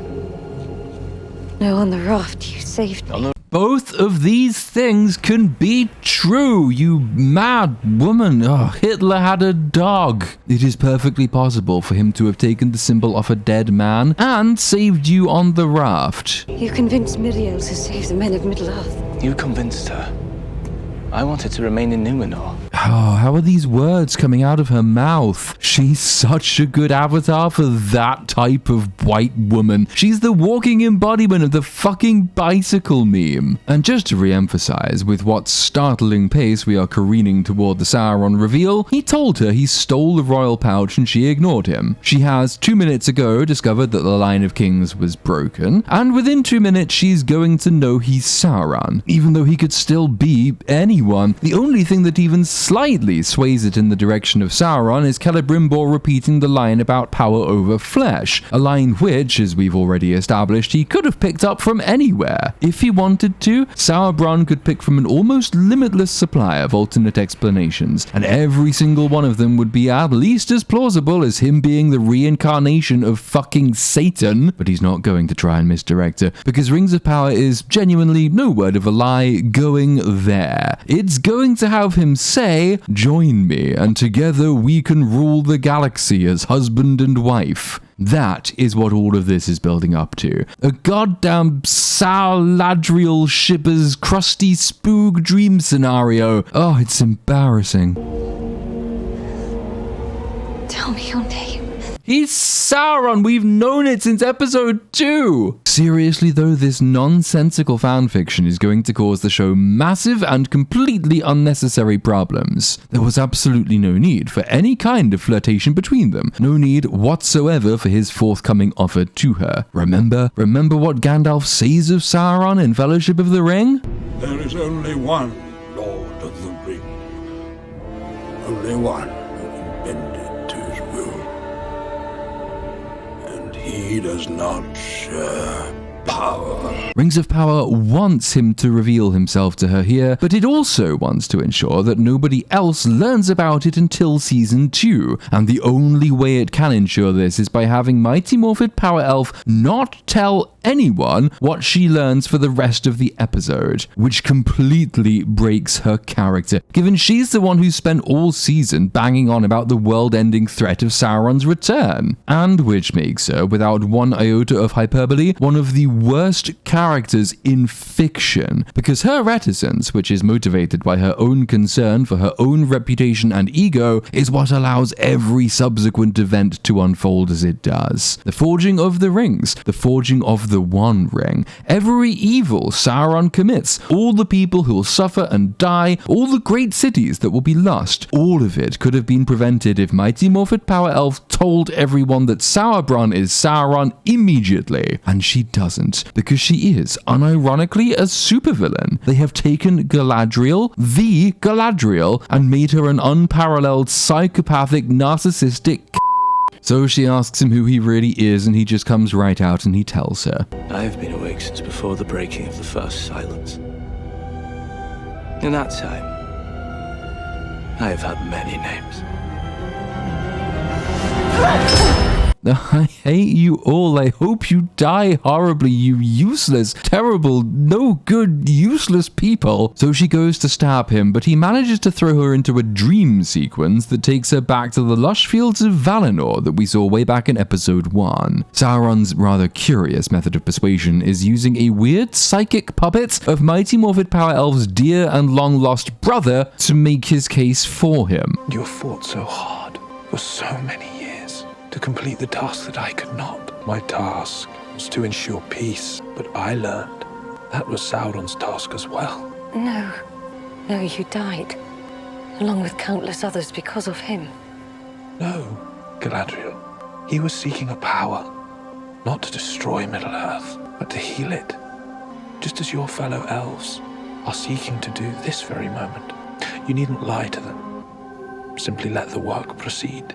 Now this is all true as far as it goes. It's the manner, mode, and motive of the delivery that is completely allergic to sense. Sauron's mindset is succinctly laid out in volume 10 of the History of Middle-earth, which is, honestly, one of the most bountiful collections ever put to page. You should definitely buy it. Contrasted with Morgoth, whose failure to attain the powers of creation for himself led to a desire to destroy for its own sake, Sauron does have a conception of the good in existence, all stemming from his own conception. Sauron, and I quote, had never reached this stage of nihilistic madness. He did not object to the existence of the world so long as he could do what he liked with it. He still had the relics of positive purposes that descended from the good of the nature in which he began. It had been his virtue, and therefore also the cause of his fall and of his relapse, that he loved order and coordination, and disliked all confusion and wasteful friction. It was the apparent will and power of Melkor to effect his designs quickly and masterfully that it first attracted Sauron to him. But like all minds of his cast, Sauron's love, originally, or later mere understanding of other individual intelligences, was correspondingly weaker, and though the only good in or rational motive for all this ordering and planning and organization was the good of all inhabitants of Ardir, even admitting Sauron's right to be their supreme lord, his plans, the idea coming from his own isolated mind, become the sole object of his will, and an end, the end in itself. So I have no problem whatsoever with Sauron making a pitch like this in some form. He is not the villain in his own story. He does, in his own mind, desire peace. But outright saying this to Mighty Morphin Power Elf, in the form of the brother he himself killed, presaging an appeal for her to join him in ruling the universe, and simply asking her not to tell anyone that the Forge of Eregion now factors into his designs, is nonsense on stilts. No, it's not, actually. It's more than than that. It's nonsense on a pogo stick wearing a sombrero playing a bassoon. Recalling all the many ways this entirely breaks every aspect of canon would probably require that we tack another 6 hours onto this video, so I'm not going to do that. I think there's enough about Galadriel's canonical form in this video already to show how perverse this version of her character is. But just from the show's own story, it's still nonsensical. Sauron gains absolutely nothing by doing this. He risks everything. His plan, dominion over all Middle-earth, for the partnership of somebody he does not need, and who should never accept his offer, given her driving motive throughout has been revenge for the death of her brother at Sauron's hands, all of which he knows about. Oh, and also her husband, I guess, but we don't really care about him. Moreover, Sauron's plan is not yet complete. He's unnecessarily increasing the risk that it is abandoned. Whereas, in his mind at least, once it's completed, he won't need to persuade Mighty Morphed Power Elf to join him. He will have dominion over the elves via the rings. It's a massive but scarily believable indictment of the show's protagonist that the Sauron should make this offer in the expectation that it will work. Do you remember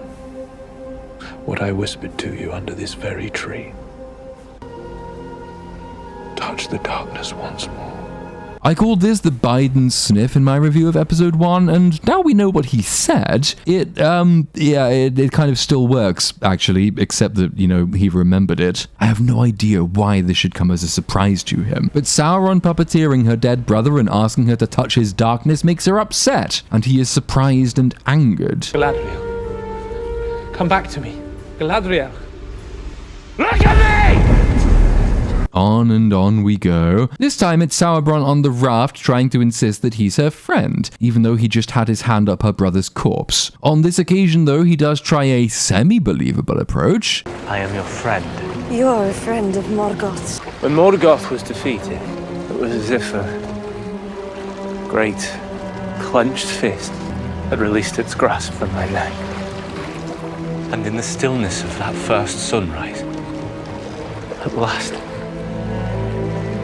I felt the light of the One again, and I knew if ever I was to be forgiven, that I had to heal everything that I had helped ruin. I say semi-believable because he is appealing as himself to redemption rather than trying to trick her into incest for some reason. But it's only semi-believable because we know, and she knows, and he should know, that the events that set her on her journey, her brother's death in particular, and the whole hunt for the strange symbol and the enemy's secret plan, took place after Morgoth's defeat. But this is due to the show's inconsistent account of Sauron's backstory. He was content to remain in Numenor because he had given up on his ambitions at that time, but he had to have given up on them for some reason after killing Brother Hunk, and not straight after Morgoth's defeat, which is his account here. But having at some point and for some reason given up on his ambitions, here he is saying that he had supplanted his ambitions with an equally powerful and all-encompassing set of new ambitions, to mend the world, which means he wouldn't have been content with sitting around on Numenor as a minor smith, even though that is what he was content with doing, and all of this would collapse with just a single question, two at most. Sauron, if you wanted to mend the world, why did you tell me you were happy being back on Numenor? Sauron, if you said you'd been redeemed the minute Melkor died, why did you murder my brother after he died?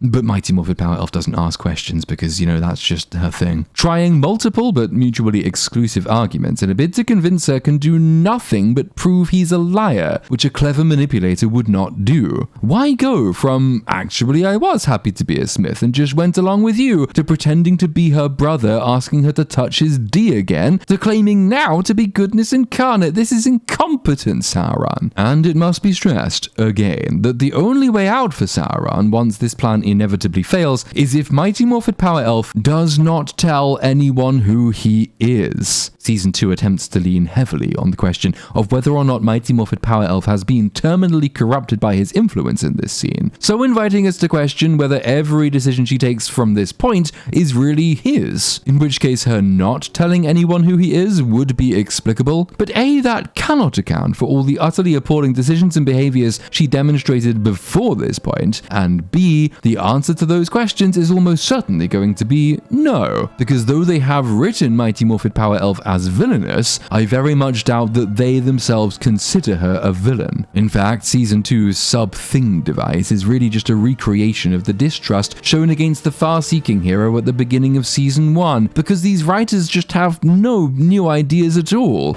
After our victory, you said that whatever I'd done before, I could be free of it You now. deceived me. I told you the truth.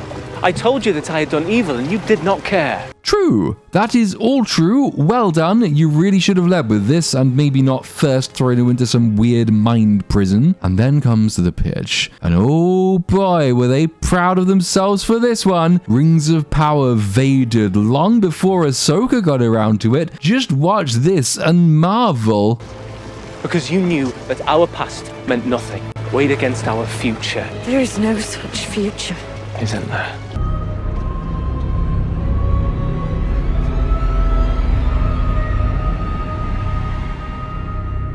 Oh my god, guys, he's Sauron! I alone can see your greatness. I alone can see your light. You would make me a tyrant. I would make you a queen. Fair as the sea and the sun. Stronger than the foundations of the earth. Shut up, shut up, shut up, shut up, shut up, shut up! And you, my king. The Dark Lord. No. Not dark. Not with you at my side. You bind me to the light, and I bind you to power. Together, we can save this Middle Earth. Listen, gals, I know he's like Satan, but she can totally fix him. The funny thing is that this might genuinely have been the best possible outcome of all the options available to them in the show. Mighty Morphin Power Elf is about to take umbrage with the fact that Sauron cannot draw a distinction between saving and ruling Middle-earth. But up until 5 minutes ago, she was completely fine with the idea of making a single, all-powerful crown and putting it on Gil-galad's head. And he's a fucking Save. Or rule.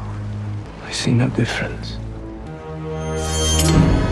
And that is why I will never be at your side. Consistency be damned. But on the admittedly fanciful, but importantly not as fanciful as it should be theory, that the offer was sincere, there really wouldn't be that much difference between the solution she was fine with, the crown on Gil-galad's head, and the one she is here rejecting, a crown for herself, and one for a Sauron she can fix. The problem, given the show introduced a Sauron genuinely happy to work in obscurity because he just loves his crafting so much, is that this scene rests on a clear conflict of vision, but we haven't really established one. There's a meta conflict which everybody understands. Sauron is evil, we know this from other books and other films, but you can't really rely on impressions given elsewhere to explain things you can't be bothered to flesh out in your own production, especially not after all the many ways you found to break with the canon and continuity of those other works. We really do not have as much reason to disbelieve this Sauron as we should have, because he's gone through 7 out of 8 episodes having no evil motive or intent. Only in the last 50 minutes of the season have we fast-tracked to the Luke versus Vader or Kylo and Rey moment. But in both of those cases, yes, even in TLJ, the rightness or wrongness of the decision is clearly baked into the very fabric of the story. Whereas here, Sauron's offer is believably not so much worse than the hero's current plan. A confusion born of the completely unnecessary attempt to bring Mighty Morphin Power Elf and Sauron to a kind of romantic middle ground. Anyway, it all comes to a deeply cringeworthy head featuring a couple of deeply cringeworthy heads shouting at each other. What will they do when you tell them that you are my ally? When you tell them that Sauron lives because of you! And you will die because of me! Oh, thank you for the thumbnail, I guess. Mighty Morphin Power Elf drowning in the sea of her dreams finds its real-world cause in her drowning in the stream, because something a little bit confusing has occurred. Having tried and failed either to bring her to his side or to convince her he's a good boy after all, Sauron has, just kind of left. You might think he'd be very keen on shutting her up permanently, given she now poses a mortal threat to his ambitions. And the object of his deception is now, and will for some time be, be the much more pliable Celebrimbor, with whom he could complete the task in her absence. There'd be nothing to stop him killing her, and either hiding her body in the woods long enough to complete the rings, or shapeshifting into her and riding out of the city to provide some explanation for her absence, or any number of murderous subterfuges that would remove his main enemy while leaving him in the position of maximum advantage. But he doesn't, because she cannot die, and their disastrous relationship is no doubt required to inflict many disasters in turn on subsequent seasons. So instead, he disappears, and young Ned pulls Mighty Morphed Power Elf out of the stream. Galadriel, stop! Elrond! It's Elrond! Prove it. Where did we first meet? Seaside, when I was first orphaned. I was alone. A young half-elven boy without friend or kin. You do realize, don't you, that Sauron was inside your mind until a couple of minutes ago? I'm not sure I could comfortably consider this as proof nothing's amiss. From young Ned's perspective, would you not be at least a little bit interested in why Mighty Morphed Power Elf was drowning in a stream? And why she woke up with a start and said, "Deceiver," through her teeth as usual, and almost stabbed you? Wouldn't that be one of the first questions you asked? He does ask it eventually, but only after he's told her that Celebrimbor is almost finished with his rings, and she runs away in a panic. Celebrimbor has something like the right priorities. It's the first question he asks. Is it done? Galadriel, you're as wet as a river rock. Why? Because I pulled her from the waters of the Glanduin. The Glanduin? What happened? Note that Sauron isn't here. He really has just disappeared. And this is odd, given that on the raft he said she'd be unable to complete the task and save Middle-earth from darkness without him. You have no choice.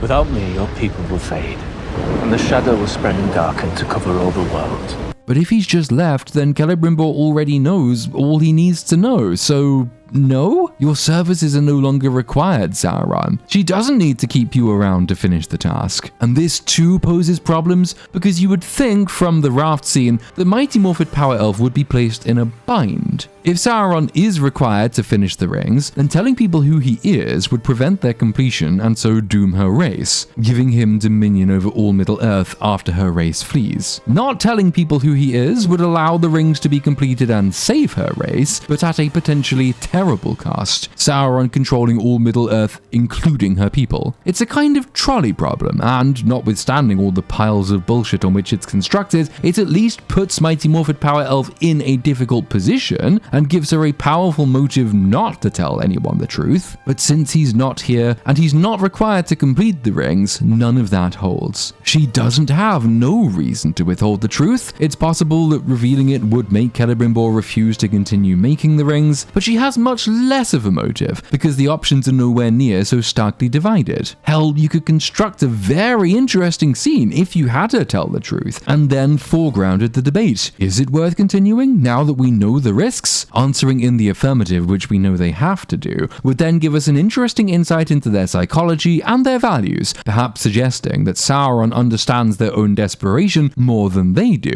setting them up to fall in his absence. You could also accomplish all this, by the way, if Sauron was captured and she told everybody who he is. In other words, there is a really powerful debate and choice present here that the show just doesn't recognize. Where is Halbrand? He's gone. And I doubt he will return.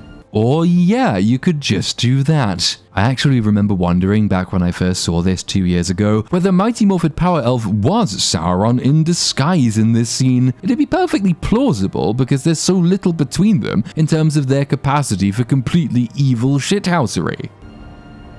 And should he ever, none of us are to treat with him again. Why? Why?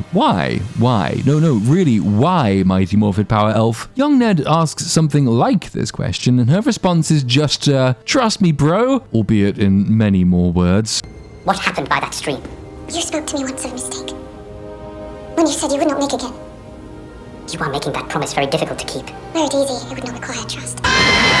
No, really, why? And this is about as damning a scene as you could possibly hope to contrive, given what we know happens next. Poor Mrs. Doubtshire here is going to have an absolutely torrid time of it in season 2, having been duped by a returning Sauron. And this is only possible because Mighty Morphed Power Elf refuses to tell him that Sauron was Sauron. She is evil. She is a villain. There is no doubt, no question, no margin for error. Mighty Morphed Power Elf is evil. Poor Celebrimbor's blood will be on her hands, as will the blood of anyone who dies in the Battle of Eregion, because she didn't tell the truth, for reasons. And by reasons I really mean she is just a selfish, egotistical bitch who values her own reputation above the lives of everyone around her in all the world. Having been given this deeply suspicious and not at all satisfying non-explanation, they just get right back to the plan, but with one significant alteration. They are not going to make 2 things, they are going to make 3 rings. So, do we proceed? No, we must make 3. 3? Why 3? 1 will always corrupt, 2 will divide. But with 3, there is balance. You know, from a certain point of view, 3 divides more than 2 does. But I guess that's just white western colonial maths. We should respect the elves' bullshit. I mean, alternative ways of knowing. There is a chance, by the way, that the show will do something halfway sensible here. At some point in season 2, Mighty Morphed Power Elf could explain that she insisted on there being 3 because she feared, Sauron having been in her mind, that the existence of 2 would open her up to manipulation by him. She could think that he had predicted that she would take one of the rings, meaning that were he to get hold of the other, he would be able to control her and so all of her people. I think we do need an explanation of that sort to make sense of this. Simply saying 3 provides balance where 2 doesn't is horseshit, and horseshit is not a satisfying explanation for the creation of the 3 elven rings. Anyway, Celebrimbor drops the earth-shattering revelation that good alloys cannot be made with feces or old lumps of iron or sausages or whatever, but rather they require very good metals. Specifically, in this case, they require gold and silver from Valinor. And who should happen to be carrying around gold and silver from Valinor? I mean, besides all the thousands of elves who came from Valinor, and Celebrimbor himself, who has Feanor's old tools lying around. But no, for the purposes of payoff, it's Mighty Morphed Power Elf, who has Brother Hunk's dagger on her person, even though that dress really has no sheath for it. Well, not one we can see. But just shut up and admire it. It's a really good payoff, honestly. Oh, but before we get there, for some fucking reason, we are back with the Not Hobbits, who've not bothered trying to remake their torched caravans and have instead settled for large backpacks. Steve tells Brandy he really needs to go to Rune. They have a quick chat about his name. No, we're still not getting it, but they've at least decided that he is an Istar, because one of the Slim Lady bunch mentioned the word. Steve, who now has complete mastery not only of English but of Elvish, translates Istar as meaning wise one or wizard, when everybody knows it really stands for Intelligence Service Target Acquisition and Reconnaissance. There are 2 important beats here. Well, one of them's important, the other one is just kind of funny. The important one is that, to nobody's surprise at all, Brandy goes off with Steve on their adventure. In fact, her family seem quite keen to be shot of her. Go on. You're part of something bigger now. But oh no, Brandy doesn't know which way to go. If only, I don't know, they knew that the land they're going to is called Rune, and that Rune is in the east. Then they could just stick the sun behind them and head off. Oh, or they could throw in another reference. Well, then, perhaps it would be best if you lead off. Not to mention I haven't an inkling which way to go. Ah, there it is. Are you sure? Not entirely. There's a sweet smell on the air this way. When in doubt, Eleanor Brandyfoot. Always follow your nose. Oh, for fuck's sake. There is no way at all that his eventual name reveal won't be incredibly irritating. If he turns out to be Gandalf, there have been so many blindingly obvious clues that they might as well have just had him remember his name in this scene. If they put a twist and make him a blue wizard, then all the blindingly obvious Gandalf clues would have been pointless references designed for the cheapest bait and switch imaginable. Oh ho ho, you thought it was Gandalf. Surprise, it's someone you've never heard of before. Just get it over with, for fuck's sake. Then you get the funny beat. The funny beat is that this is clearly supposed to be the end of Podge's arc. Lenny Henry's old hag is a terrible trail finder, you see, and Podge corrects her when she finds her holding the map upside down. This leads to an invitation. Sorry, Malda, nothing but steep slopes and brickled brambles for weeks. Well, if you're so quick and wise, why didn't you do the trail finding? And then a promise. You promised to look after everyone. Of course I will, Uncle Ed. You're my best friend in this whole wide, wild world. I'd do anything for you. And then a long and emotional goodbye.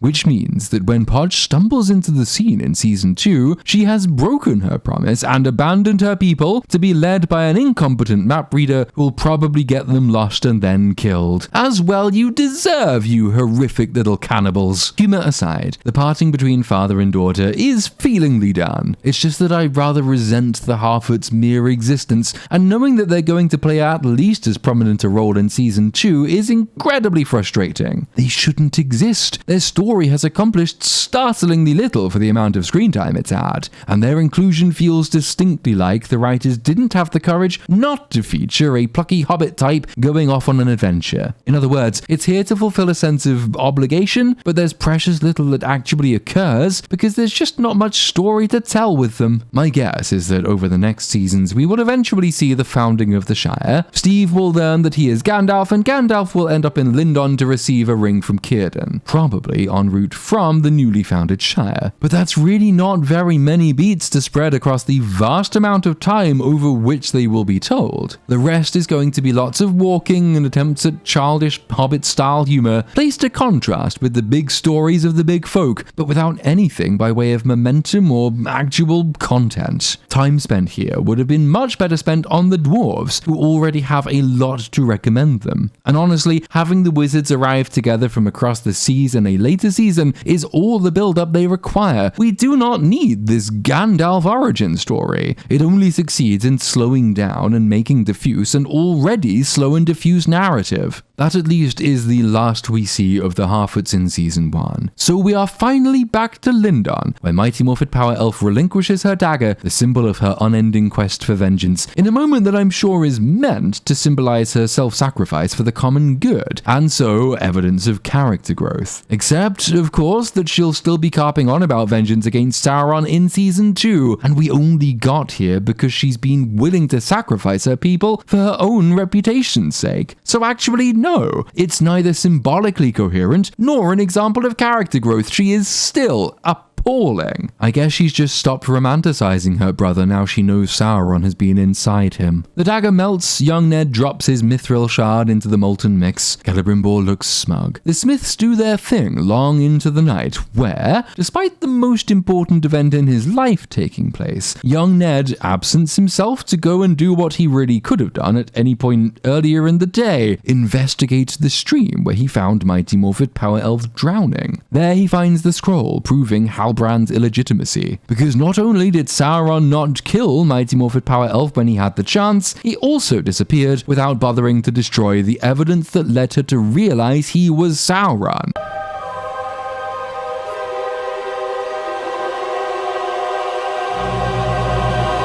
All the problems listed earlier about the leap required to go from "you're not king" to "you must be Sauron" are present here too, by the way. All young Ned learns from this is that Halbrand wasn't the king of the Southlands. That is absolutely cause for further investigation, but in his mind, as there should have been in hers, there are still many more plausible explanations to rule out before getting to, "oh my god, he must be the devil." Alas, or not, by the time he reaches the top of the tower to inquire further, it's too late. The rings have been forged, and we leave that supposedly momentous scene with young Ned knowing that Sauron wasn't the king, and Mighty Morphet Power Elf knowing that young Ned knows that Sauron wasn't the king, and not much else besides that. I'd note that young Ned isn't seen panicking here. He's not rushing to try and stop the ring's creation, or to snatch them away and throw them back into the forge to see them unmade. No, he seems pretty calm here, which is going to make it very odd when Season 2 opens with him fleeing frantically on horseback, having swiped the rings and run off for some reason. Our final scene sees Rings of Power lean heavily on Paradise Lost. Which wonderful text we can blame for many of its ideas about Sauron and Mighty Morphin Power Elf and their relationship.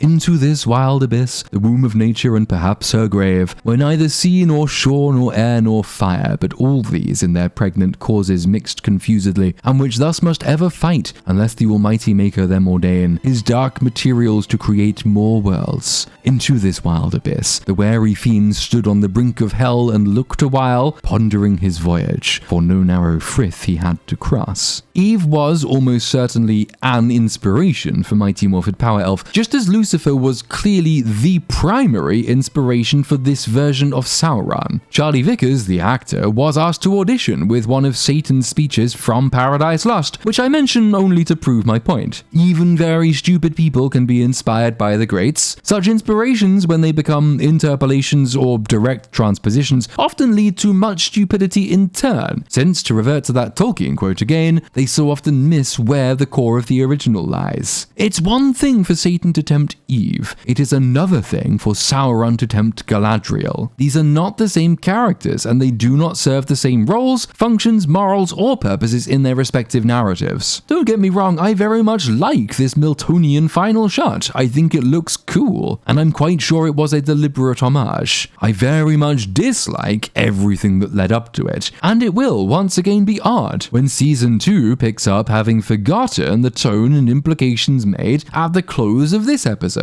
And speaking of final shots and of Season 2, that would seem to be it. We have, admittedly rather late, reached the end of Rings of Power Season 1. Yes, that means I'm not going to prattle on for another 45 minutes on the Miltonian parallels in Rings of Power, because the parallel really is that superficial. To say anything at all interesting about it would be to talk almost exclusively about Milton and Paradise Lost, because the depth of Rings of Power's half-baked thoughts on the matter really amounts to no more than Sauron is kinda like Satan if you think about it. Hey, maybe it'd be fun if we made Galadriel like Eve, kind of, but then we reversed it, so maybe she can tempt him. Missing the point of the inspiration does pretty much entail missing the point in application, but perhaps Season 2 will provide an excuse to revisit this point. Given how very late this video is, and the fact that Rings of Power Season 2 has concluded in the time it's taken me to make it, I'm also going to forego any lengthy conclusion here. Maybe one day at the end of Season 5, which, if it ever comes, will be in, what, 2030? Fucking hell. We'll all be old. Anyway, I'll save any lengthy concluding chapter until the show is finished, or I am finished, or YouTube is finished, whichever comes first. All I'll say in closing is that Rings of Power has been abysmal and is set to get much worse, but the experience of Rings of Power has been anything but. I owe this show at least part of two careers, the one on YouTube and the other as a video game writer, and so part of the realization of many a young boy's dreams. From both these walks of life, I've met many wonderful and brilliantly talented people who I'm now privileged to call my friends. Even you, Premier Chat, I guess you're okay too. And yeah, like all good grifters, I've made a bit of money out of it. I'm also aware that I closed my first ever video on this show with a call to action of sorts, encouraging what I thought at the time would be a very small number of viewers to read, to write, to create, and then to share amongst ourselves, and to do as Tolkien did. Make wonderful works of art to take the place of all those lost and sullied over the last few years. I still receive messages in response to that section, which is most encouraging. My only regret is that I suggested people also send their works to me so that I might partake in this new creative community. A promise that seems manageable when you've got a few hundred viewers, but is somewhat less than manageable when you have a few million and a second job. My apologies then to all of the very many people to whom I have not had a chance to respond. But the moral of the message remains the same. There are few things more pleasurable than creation. Even procreation is a bit bland by comparison, though the joy of both is amplified by friends. So when the next Star Wars show bombs, or the next quadruple A game sinks without a trace, or the next Lord of the Rings production turns out to be much less than stellar, don't lose heart. Complain about it, have fun complaining about about it. Learn from complaining about it. It's what I did. And then, if you've got the time, see if you can do better. Share it amongst your friends. Form new communities, and for God's sake, let's gatekeep them properly this time. We don't want the orcs getting in again. Finally then, since I began my Season 1 reviews with a quote from the Silmarillion comparing Jeff Bezos to Morgoth, which is slightly unfair because Morgoth didn't do next day delivery, I'll end it now with a quote from Return of the King and round us off. Other evils there are that may come, for Sauron is himself but a servant or emissary. Yet it is not our part to master all the tides of the world, but to do what is in us for the succor of those years wherein we are set, uprooting the evil in the fields that we know, so that those who live after may have clean earth to till. What weather they shall have is not ours to rule.